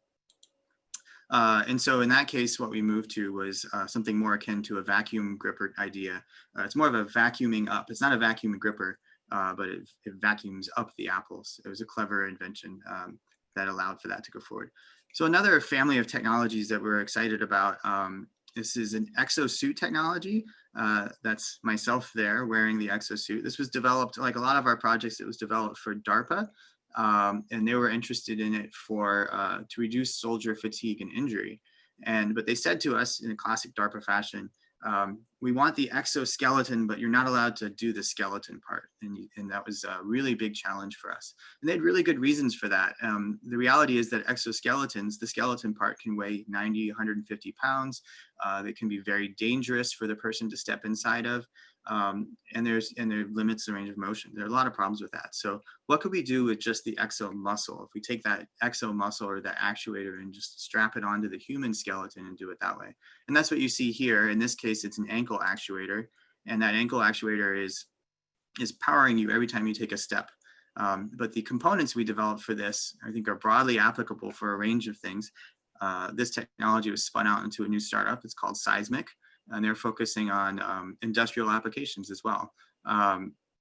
But think of all the things that humans are already doing in the fields. Perhaps we should really be focusing on augmenting them. So you can maintain the dexterous manipulation and perception of humans. You can allow for the integration of novel sensors into the human workflow, potentially reduce injury rate. It could also make the job more appealing for both young and old. So we know that there's a labor shortage. Usually we think of that in terms of people not being available, but really people have other alternatives, right? So if you can make the job more appealing, then that can be really good. You can also collect data for immediate feedback. So you can imagine a situation where you're helping a human grade the fruit in the field using some autonomous vision, but the human does the main task. And then really the key asset between our technology and others is that the suit can actually be worn unpowered when you're not using it, and you can walk around in it. It only weighs 8 pounds and it doesn't impede your motion in any way.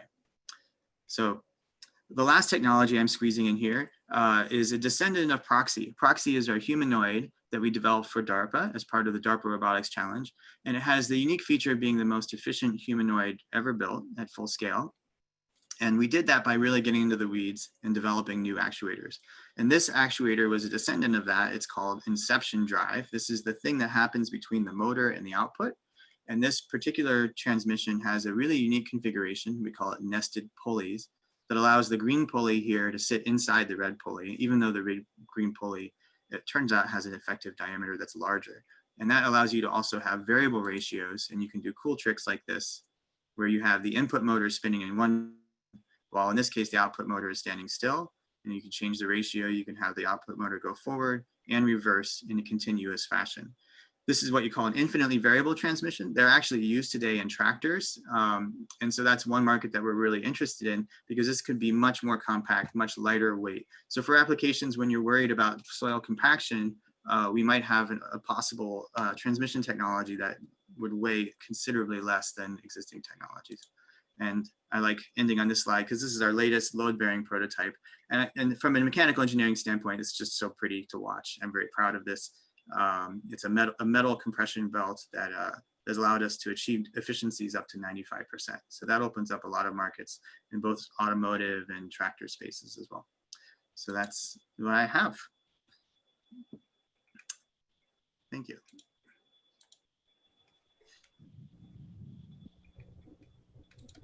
All right. And since I'm also the moderator, let me look through here and see if there's any quick questions. I should try to help you load balance there. There were some questions, I think, all the way back to Yuxi asking about the vision systems that you were using. And I'll see if I can pull a few more out. Yeah, thanks for that. We use quite a lot of different vision systems as we have quite a wide range of robotics applications that we're looking at. Lyra machine intelligence is sort of the abstraction that allows us to very easily swap vision systems. So for example, the avocado picking robot that I showed before, we're packing avocados, but like 10 minutes later, we can pack mangoes, chilies, lemons, limes. So we actually have picked quite a lot of different things out of that one. And one of the capabilities that allows us to do that is that we can easily swap a vision system. So we use deep learned neural networks for certain parts, but we also use just some standard traditional computer vision for other systems. You know, detecting a box, for example, you don't need to deep learn. You can just do a box detection with edges, right? So we use quite a wide range of vision systems there. Thank you. And there's one other question I wanted to come back to, and this is from one of the guests. You know, what are your thoughts on embedded automation like the Roomba versus add-on automation, like adding a robot arm manipulator to an existing experiment? And this original question was directed, I believe, towards Florian, if I remember correctly. Yes. Could you read again? Yeah. So different approaches to automation. So one would be embedded automation, like a Roomba, versus sort of add-on automation, like where you add a robot arm to an existing tractor or something like that. Yeah, I think we've seen, so we work across ag tech and other areas. So we've seen something similar, for example, in floor cleaning, where there are companies that build a floor scrubber from scratch.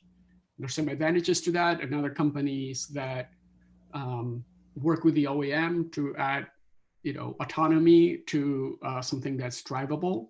And I think it kind of depends on your use case. So being able to have a forklift or a floor scrubber where somebody can actually sit on it and drive it manually and then step out and say, okay, now you go over there, has some benefits. Usually the machines that are built specifically for that purpose, you can get more done with them. There's fewer compromises because they're designed for that specific task. In general, what I'm personally more excited about is the kind of like task-specific robots that we're starting to see versus a general purpose robot with like bolt-on accessories. Mm. Cool. Thank you. Great. Well, I want to thank all of our panelists for another great discussion, and I'll hand it back to Andrew here to close up. Oh, thank you, Alex. I just wish we could capture the applause and the feedback. It was great to see somebody commenting so positively about what the panel has meant for them and what they've found of interest in it. And it's still, we're going to collect questions that may not have gone completely answered. And I asked the audience, and indeed, as we've asked all the panelists, what are the open problems for robots in the food supply chain, so that we can make sure that the pipeline from research into production is looking at the right problems, so that we can get the most effective and most affordable robots out to the people that really need them. I think this is probably the most important role for robotics going forward in the next decade or so. And so it's been a wonderful pleasure to have so many fantastic panelists sharing so many great stories. And, indeed, this last decade, to see the flourishing of robots in the fields of agriculture and food processing is really encouraging. And once again, my thanks to everybody on the panel, and indeed to the audience for, great endurance. We had a very, very dense few hours this morning, and it's giving me a lot to think about. Once again, thank you all. We will be doing a follow-up webinar in October to look more at the rest of the journey from farm to fork, which will cover food processing, food handling, and food service, and food delivery. And we will be having a follow-up discussion tomorrow evening, more around the role of robots in agriculture and society. And perhaps that will give us a chance to explore some of the questions that were being posed in chat around the various use cases for robots. And we'll be talking a little bit more about FarmBot and FarmOS, as well as hearing from some of today's panelists too. So that's Society, Robots and Us, which will be Tuesday night at 6 o'clock. And thank you all. Thank you, Andrew.